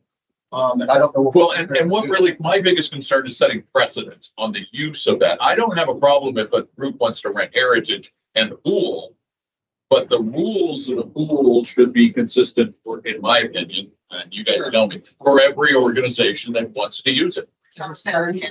Oh, there's a Charles over there. Charles? Okay, so to that point, my understanding the application didn't have the pool deck originally in scope. Is that accurate? The original application did not have the pool deck in it. There was a meeting that consisted of myself, Katie, Nikki, Lauren, Debbie, Dory, and Kathleen, those three from the foundation. And that was where we learned they had hoped to move out onto the pool deck because we were worried about 120 people in Heritage Hall, knowing that it's on a flow basis. So the chances of 120 in there in good weather would be slim, knowing that they have all the decorations in there. And that was the original concern when wanting to speak with them. And then we learned they planned to pan out into the pool deck. I have a question. I thought that it was a policy that pools are not available for rental. Lauren? Can you rent it? I don't know if it's a written policy, but we've never rented to a pool to a private entity or a resident, they're not available. If you call Danny and say, I want to rent a pool, they'll say, no, that's not an option. The only time we allow groups to use the pool is for swimming pool use, So use like the the- like the cyclones or the high school or the game. Yeah, so then is there any amenities that we truly have rentals for providing pools across outreach? No. So I think that's the question of, are we opening ourselves up to create a rental structure? Then someone can come in, rent the pool for an hour or two for some reason or another, or do we just keep the hard and fast rule that it is that, you know, our rules are for the homeowners and we do not negotiate on rentals. Yeah, Jared? I agree with that. I agree with that. I agree with what Andrew just said. We if we don't rent pools, we don't rent pools. Then let's just make this simple. I would move that we keep our policies the way our policies are. Yeah, I think to me, it's just updating what the committee recommends. Yeah, I want to do what the committees recommend, but the other thing is this would require us changing some basic rules as a board that have existed for a long period of time, so. Oh, okay, yes. Which one of you? Or both of you? We're not renting the pool. We're not wanting to rent the pool. That's Well, something. come up to the mic. Debbie Jackson. We co-chair this event. We have been doing this event for 8 years. Reason that we went over to Heritage, we've always done it here since it's been done. The reason we went to Heritage is because we didn't know what was going to happen last year. If you know, we don't know if it was going to close down. We rented the pool with the same. We did not rent the pool because we didn't need to rent the pool because the pool was going to be closed anyway. Nobody said we had to rent. We still don't want to rent the pool. Nobody swims. Nobody is in there at night. This event only happens from 6 to 9:30 at the most, and that's cleanup and everything. The only reason that we're on the deck, just like Garden Club, just like anybody else, is because that's where the caterers are. They are out there. We also set up some tables, which we use no staff for whatsoever. We do it. We put everything back also. And yes, the alcohol was out there because somebody wants a glass of wine. We even had different cups. Now that I think about it, we did. We had the tall cups for the pop and whatever. We had the sheriff located out there. He was out there the whole evening. We had no complaints, no problem whatsoever. The event was over. I mean, if we had maybe 20, 30 people out on the, I don't even think that many because I was inside most of the night. But it's a nice place for people to sit. They enjoy the music. They like the intimate setting of the whole thing. We put the fence up. Like I said, nobody was in the pool. And we don't intend to go in the pool, but we still spent our money if we don't close the pool. If they want to go in there and, well, yeah. And plus, we are willing to pay the $6,000 plus fee that goes to CROA for it. Otherwise, that thing sits empty. You also go around and you are going to different parks and saying, rent this event, rent this, rent that. How do you expect to have like weddings? I mean, people are going to want to have a little bit of wine or champagne or whatever at these places. Nobody had a problem with it. I understand what you're saying. It's not what the thing is. It's the committee has said one thing, and unless there's a huge reason why we shouldn't listen to the committee, we want to listen to the committee, and the committee didn't vote for it. But if the committee goes back and votes for it, then we're going to say whatever. Like, we want the committee. I'll tell you why. Because this is a resident event. This is an annual event. And if we go up there now and say we cannot have Winter Wonderland. No, but what I'm saying is, but the Park and Rec Committee hasn't approved it yet. No. Can the Park and Rec Committee approve it? Now, the Park and Rec Committee said that they didn't want to approve it because they didn't want to rent out pool deck. We don't want the pool and we don't want the pool deck. By ADA compliance, we have to be 3 feet from the pool, which we rent for almost $1,000, a fence away from the pool. This is only 3 hours on Friday night. That's it. You know, And so again, the that's pool- not but the no, issue. What the issue is that the committee, said if the pool was open, they are refusing it. We are saying that it doesn't really matter. We're not renting the pool. So if we could get the pool deck closed and instead of, if the pool's open from 7 to 7, we were just asking for 1 hour for the pool to be closed. So then they said if the pool deck is closed, then we could have the event there. Beside the fact, we have probably 1,500 people going the same night to the Holiday Fest, which is the same night. So the chances of anybody even being there and convincing one person for an hour. So that was the main thing. but I guess my point, and I think the rest of the board agrees, is if the committee came to us and said, would you close the pool deck? But that's not what they said. That's what they told us.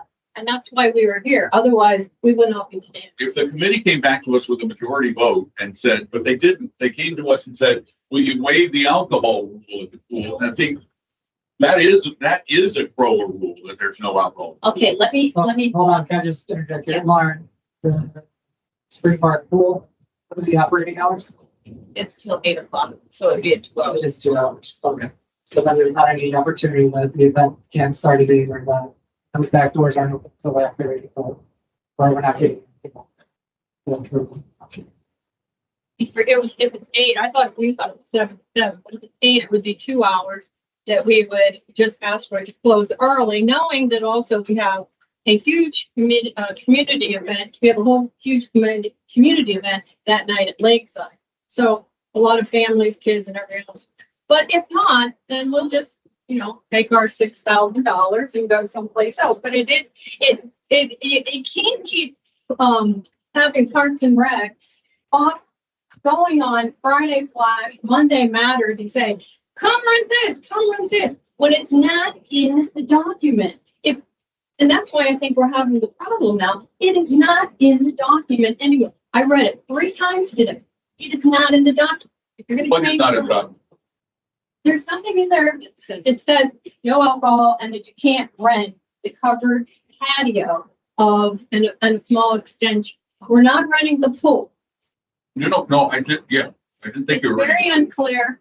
And I think that we did it last year. We didn't have one person come to us and say we were in violation of anything. So that's what I think the confusion is that. Can you guys go back to the committee on which you both serve, right? And come up with another plan, one that doesn't involve serving alcohol on the pool, that area, or instead on the side or wherever. And I'm just saying, is there another opportunity to do something? Well, you've been to enough VIP events. You've been enough of them. If you put your food out there and you put your tables out there and you put your music out there, so somebody's going to sit, you think they're going to sit there and then have to walk back through the building, get a drink, and then drink it there, guzzle it down there, or whatever they're going to do, and then go back and sit there. I know. I'm just saying. The other issue that I think all of you are going to come up with sooner or later, we also do special events. Every event, including Park and Rec now, they have alcohol inside the building. Lakeside, we just got done with thousands of people over at Lakeside. There's a lake over there. There's a pool over there. I mean, we sell alcohol at every darn event except father and daughter, and I can't even think of it. I don't think the concerns in regards to alcohol. I think the concerns in regards to the additional area being rented, to which your point is not clear in the rental documents, that we need to specify what's being rented at particular times. No different than the garden club, okay? The garden club has the one little underneath the little awning area in the back. That's where we put food on Wednesdays, correct? That's where we do it all the time. I don't know if they say, hey, can we rent that? I don't know. You have to ask them. I'm sure they just, put it out there. Other people do. We have had people come to us and say, there's been weddings out there. What are you talking about? There's all kinds of stuff that goes on out there. Maybe you don't know what's going on, but it's going on out there. I mean, that's been brought to us. But the caterers go out there underneath there, and all we're not asking for the pool. We're asking for that little sliver of place out there so we can put a few tables and everything for the people to go sit on, listen to music after they are done with the VIP. That's all we're asking. Not a whole lot. And like I said, now this year we'll have 2 sheriffs in because that's now in the whatever. So I really don't know what the issue is. I don't. What do you guys think? I mean, the caterers that we have, they are insured. That's why we get caterers. We don't just have people serving food. Also, the foundation carries the liability. So we are probably more insured than anybody else that's going to rent that facility. Here, I'm gonna say something that's gonna piss everyone off. Probably just me. If anyone else had approached us with this would never have gotten to them. The only reason we're having this discussion is the foundation. Yeah, but they're only the beneficiary. Remember, this is Dory and I up here. Don't even put that in there. They are only the beneficiary. Just like when we started this event, and when I brought back Holiday Home Tour, I had to find a nonprofit and I ran it through Garden Club until the foundation got through all their little thriving places. Completely. So they're just the beneficiary. Yeah, completely understand. But I also don't know if you would be having the same discussion if it were the Garden Club. Like it would have never even come to us. So I think the question that we have is we've said that we want to be consistent no matter what we do.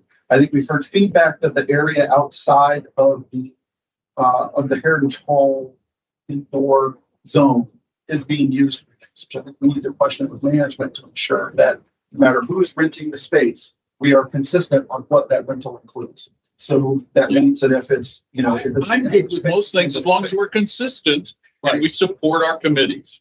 Right. Yeah, no agree. Gary? Come on up, Gary.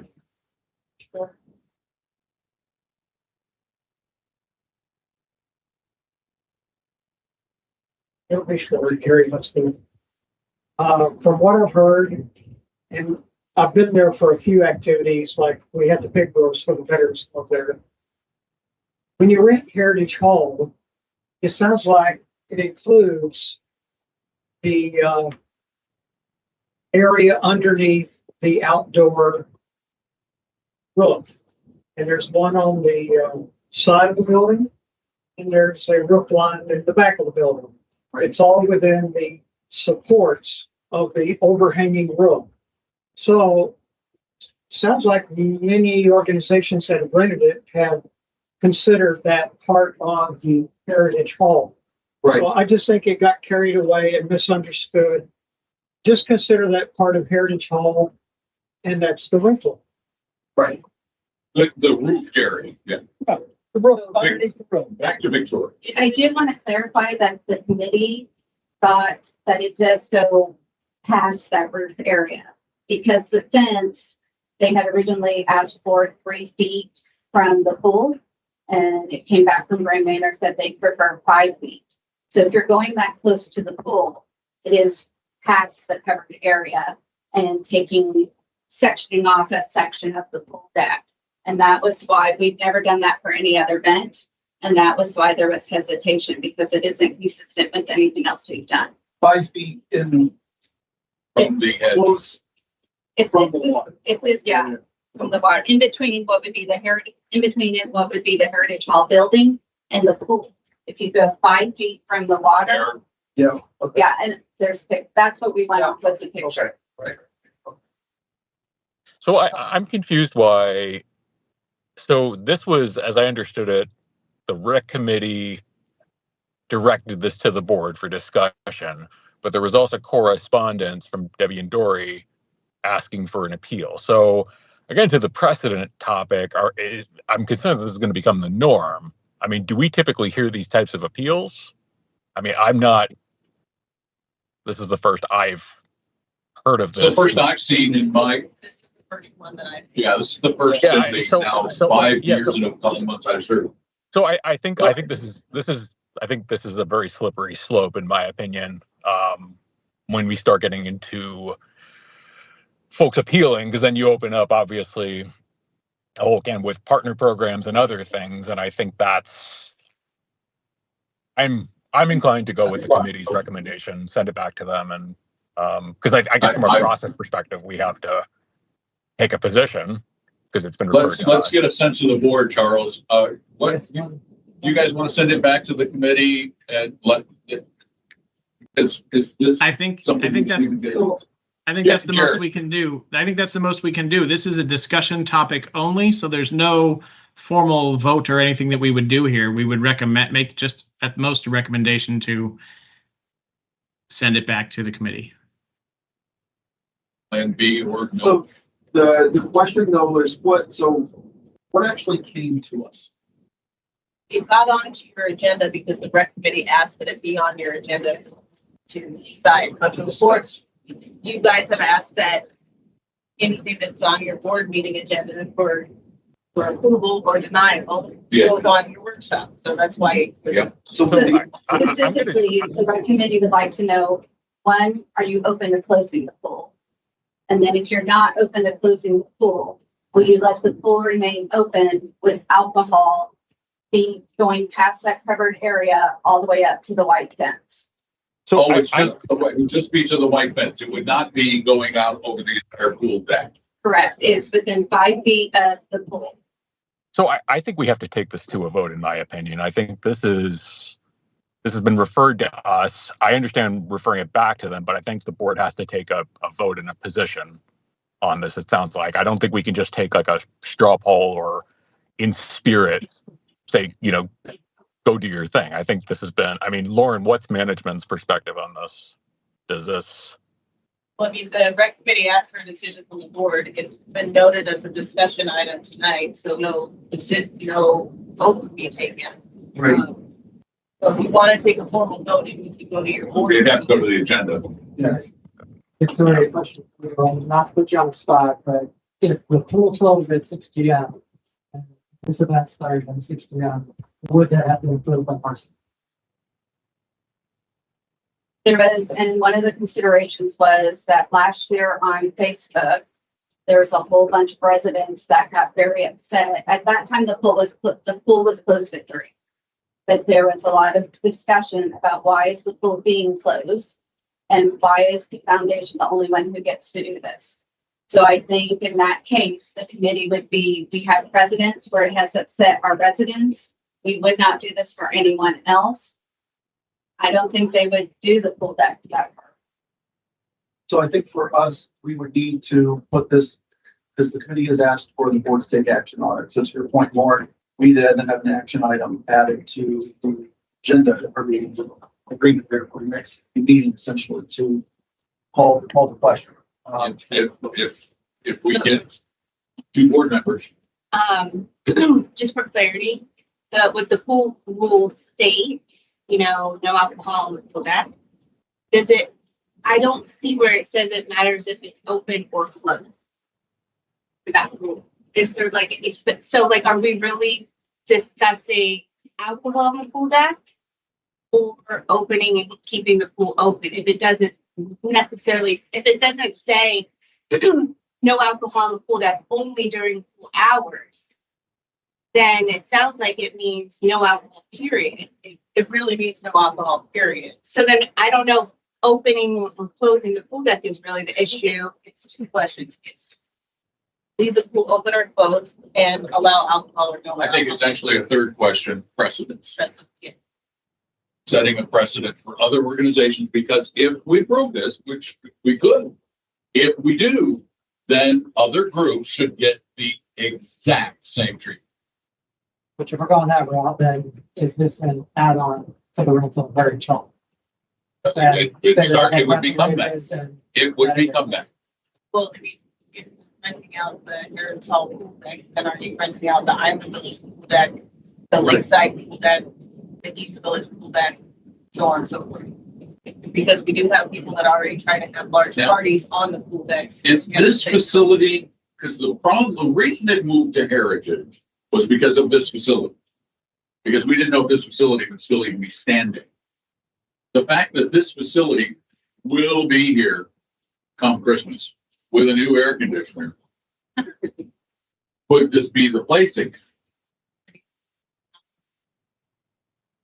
I mean, we've got drapes, and, you know, you can decorate the drapes.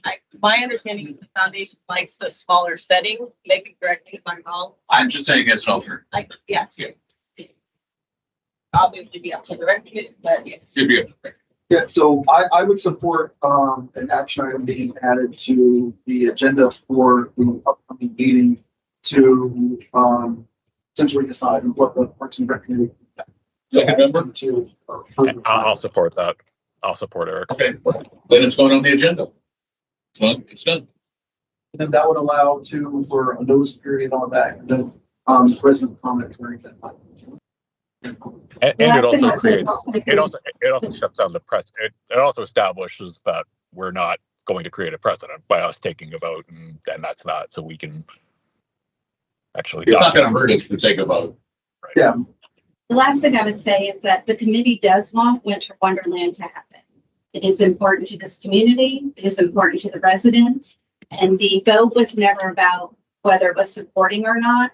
It was about what we're voting on. Is it consistent with what we'll do for everyone? How about, let me ask you this additional question then, because again, I want these kinds of decisions to be made at the committee level. 999 times out of 1,000. Did the committee talk about alternative locations like I mentioned here? We asked about it, but at that point, there was no options presented that would be alternative locations. But speaking on their behalf, I think they would love to have an alternative location. So I think too, the other piece with this is that I would, and I don't know if this needs to be a motion to be made, if it's a direction to management meeting. But I think that we need to be very specific in the rental agreements or rental packets on what is actually physical. Going forward, now that we are discovering things are happening that we didn't know about. Yeah, down to a floor plan. Like if you don't get this closet, you don't get the closet. You know, That's what plans. I know Danny is very specific when he talks to residents about what's available, and they are told not to go out the doors that go to that, but obviously people do because we're not there monitoring. Right. So, but we can certainly add a floor plan of different areas and say, this is where you're allowed to go indoors. And probably some penalty clauses if they go where they're not supposed to. Yeah, and I think that we would need to be prepared for situations like Heritage Hall, that if we do say that, you know, there's certain doors that you can't go out of, then we would need to figure out, okay, is additional signage needed? Is there be some sort of you know, to be able to do that? Because obviously if it's there, and you know it's open, people are going to, you know, people are going to see it's available. So I think that we need to be crystal clear on that, in not only what people are renting, but also for advertising. All right, so we're gonna put it on the agenda for the next meeting. We have one more thing, and if we do this fast, we can get out of here by 8. Covenants application. So we've been working with. You're too young for a senior. Smart West, sorry. We've been working with Smart West. We looked at other companies that have an application that would help automate some of the covenants process, since Syrian isn't flexible enough to accommodate the way celebration wants to their covenants violations. Smart West used to be used in celebration under CCNC's era. And since then, they've made amounts in terms of what they offer. There's additional maps and integrations that are very helpful. So we're looking at bringing that to the board for the board to make a decision on whether we should implement that for the covenants team. Automate the processes. They will mail out the letters for us, and you know, obviously at a cost. And two totals, all of that. So with Smart Webs is also used for ARC. Yes, it is.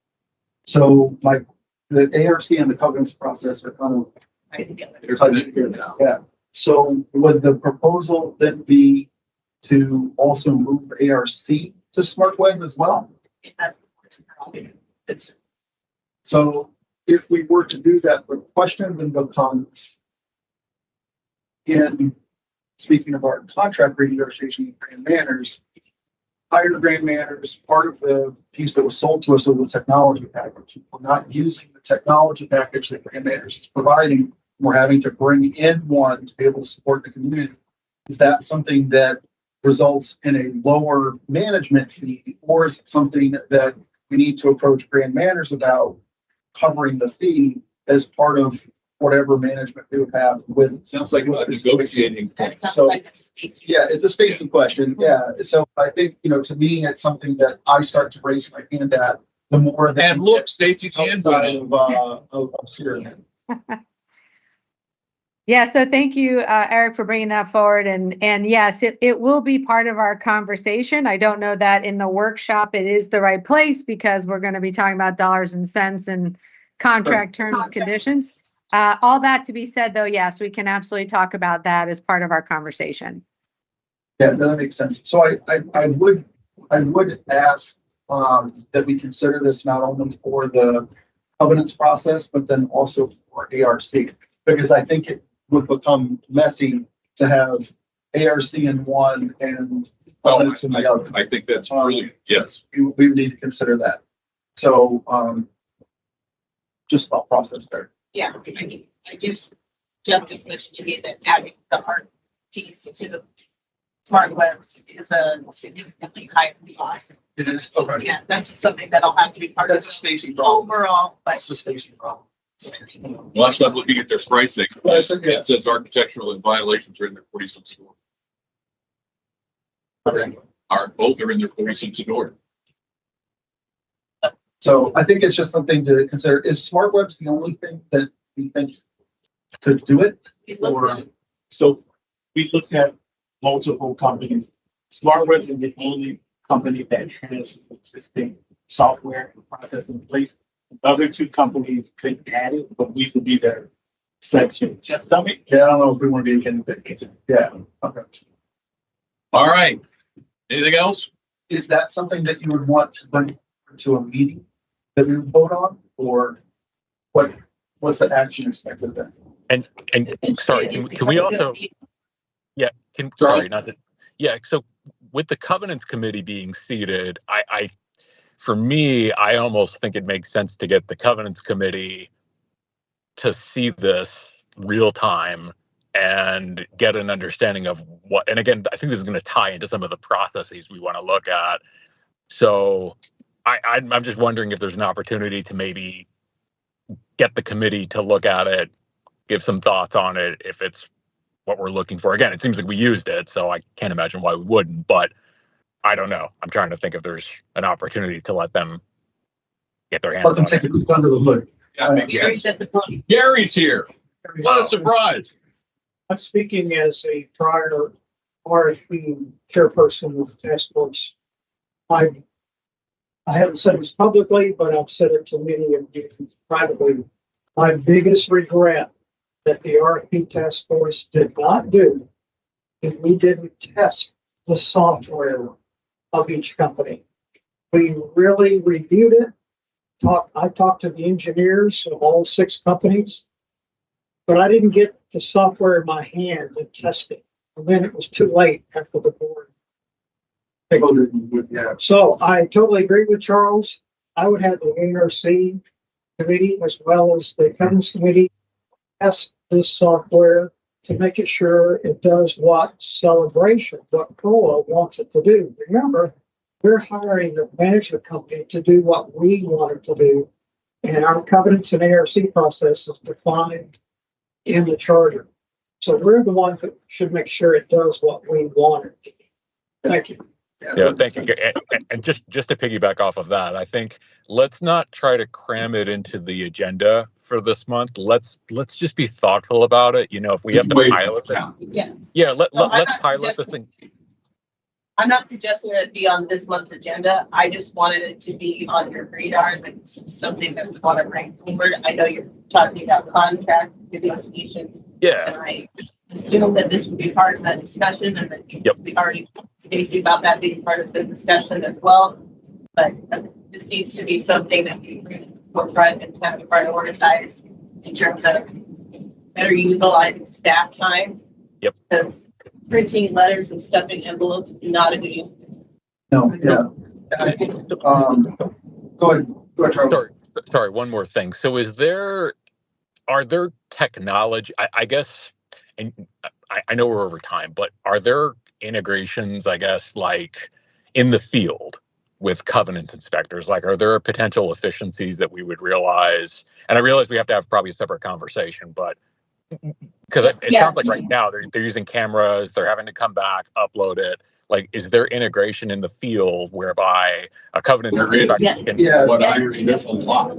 That's also available in CRNet to take pictures through their web application, but CRNet doesn't function the way we need it to covenant piece. SmartWoods has the same ability. They can take pictures in the field. It will be attached to the owner's account, and then they will still have to come back. They will still have to do additional research to see if there was an ARC application on file, things like that, or it's been there for over 5 years. However, it will streamline the process. Okay. Sorry, go ahead. Does Grand Matters currently use SmartWebs on any other joints? There is one, and Stacy can correct me if I'm wrong. I believe it's in California. Are you asking if there's another community using SmartWebs? Yeah. They are, but only for architectural, I believe. And Corbin's on the call to keep me honest. I think they're, again, Corbin, right? They're only using it for architectural. They're using it for architectural and eventually will go away. It's there for archiving for the let's say the next few months. Right. Currently, Grand Matters doesn't have any equivalent to SmartWebs in your capability today. So we do have the ability for the staff to take an iPad out in the CRNet web app, take a picture of it, it'll attach to the owner's name. There are drop downs. It will generate the letter and send it out. The thing that CRNet does not do is you cannot put multiple violations on the same letter. You have to do this category, it's this letter, this category is that letter, this category is that letter. When we first started doing it that way, residents getting up to 5 letters because they had. What is Grand Matters' relationship with CRNet? It's a sister company. It is a sister company. Well, actually, let me make a slight correction there. So that CRNet is our company, and it is the division that created our Sierra Connect platform. So they are part of our company, and they built this proprietary software for our business, for our company. And so we have developers on staff. They're our own. They're our own people, if you will. So I think it's more of this doesn't have anything to do with contract negotiations. This is does Grand Matters want to use a third party at SmartWeb to handle this capability, or do they have an in-house that can handle it? Apparently, CRNet cannot handle it the way we need it handled. Right, I'm saying that is a Grand Matters issue, not a Grand Matters Celebration approach. Since the beginning. And I think the question we have to ask is, do we want the technology to fit the process or the process to fit the technology? And if that's you need technology to fit the process. Right. Well, the question is, right, if they need to hire a third party to do something to handle what they should be doing as a contract, that is Grand Matters to hire out if they need to outsource it, or they handle it internally. I don't think that needs to come to our board to say yes or no, which way they should do. That's Grand Matters. Because it affects the way we do business each year. It affects the way we do our job as a board. And ARC and covenants are two of the biggest pieces of our job to make sure they're done right. If it requires mandating that they do it, and then we say, who's going to pay? I think that's where there's no conversation who's going to pay for it. It's if Grand Matters wants to do SmartWeb, they pay for it. If they have in-house capabilities, then they're paying for it anyway. We have in-house capabilities. But we don't like their in-house capabilities. Yeah, that's a challenge. Everything on that. Would you prefer, if you had 5 violations, would you prefer 1 letter or 5? Yeah, that's an issue with Grand Matters. They need to fix that. Or if they're not able to fix it internally, then maybe they should give it to a third party. It's more of an industry standard to have different violations on different letters, because if I have 5 violations on 1 letter and you complete 2 of them, your second letter is still going to show all 5 violations on those letters, and it's going to be confusing what's completed. Through CRNet, but not through SmartWebs. That's where I'm saying this is a Grand Matters service. I haven't seen the SmartWebs letter second then letter let's, yeah, production. there's a lot more checking that I needs to will be say, done. the industry standard is each violation gets its own letter. Celebration doesn't function that way in terms of their covenant process. So Steernet functions with one violation. All right, Mr. Filak. Quick question, and I agree with Andrew's approach. I mean, it was part of the RFP process, providing a tool. I guess, silly question, if that's the only deficiency of the CRNet software, and I thought I heard Stacy say you've got developers on staff. Modify the software. Redevelop it, yeah. I mean, rather than introducing a whole new tool, which I do agree with Don, that you guys at least want to know what that tool is going to look like, how the community is going to approve it, accept it, but it's ultimately going to be up to grant managers to provide it. Seems like getting, I don't want to getting a developer to change something is a lot easier than bringing in and vetting a whole new piece of software. I just thanks, and you're back. Andrew, I feel your pain. 2 years ago, I had this conversation with the RFP task force.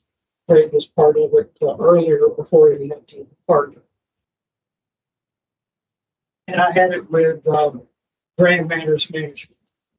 And I had it with the board at the time because I was the RFP task force chairman. It didn't go anywhere.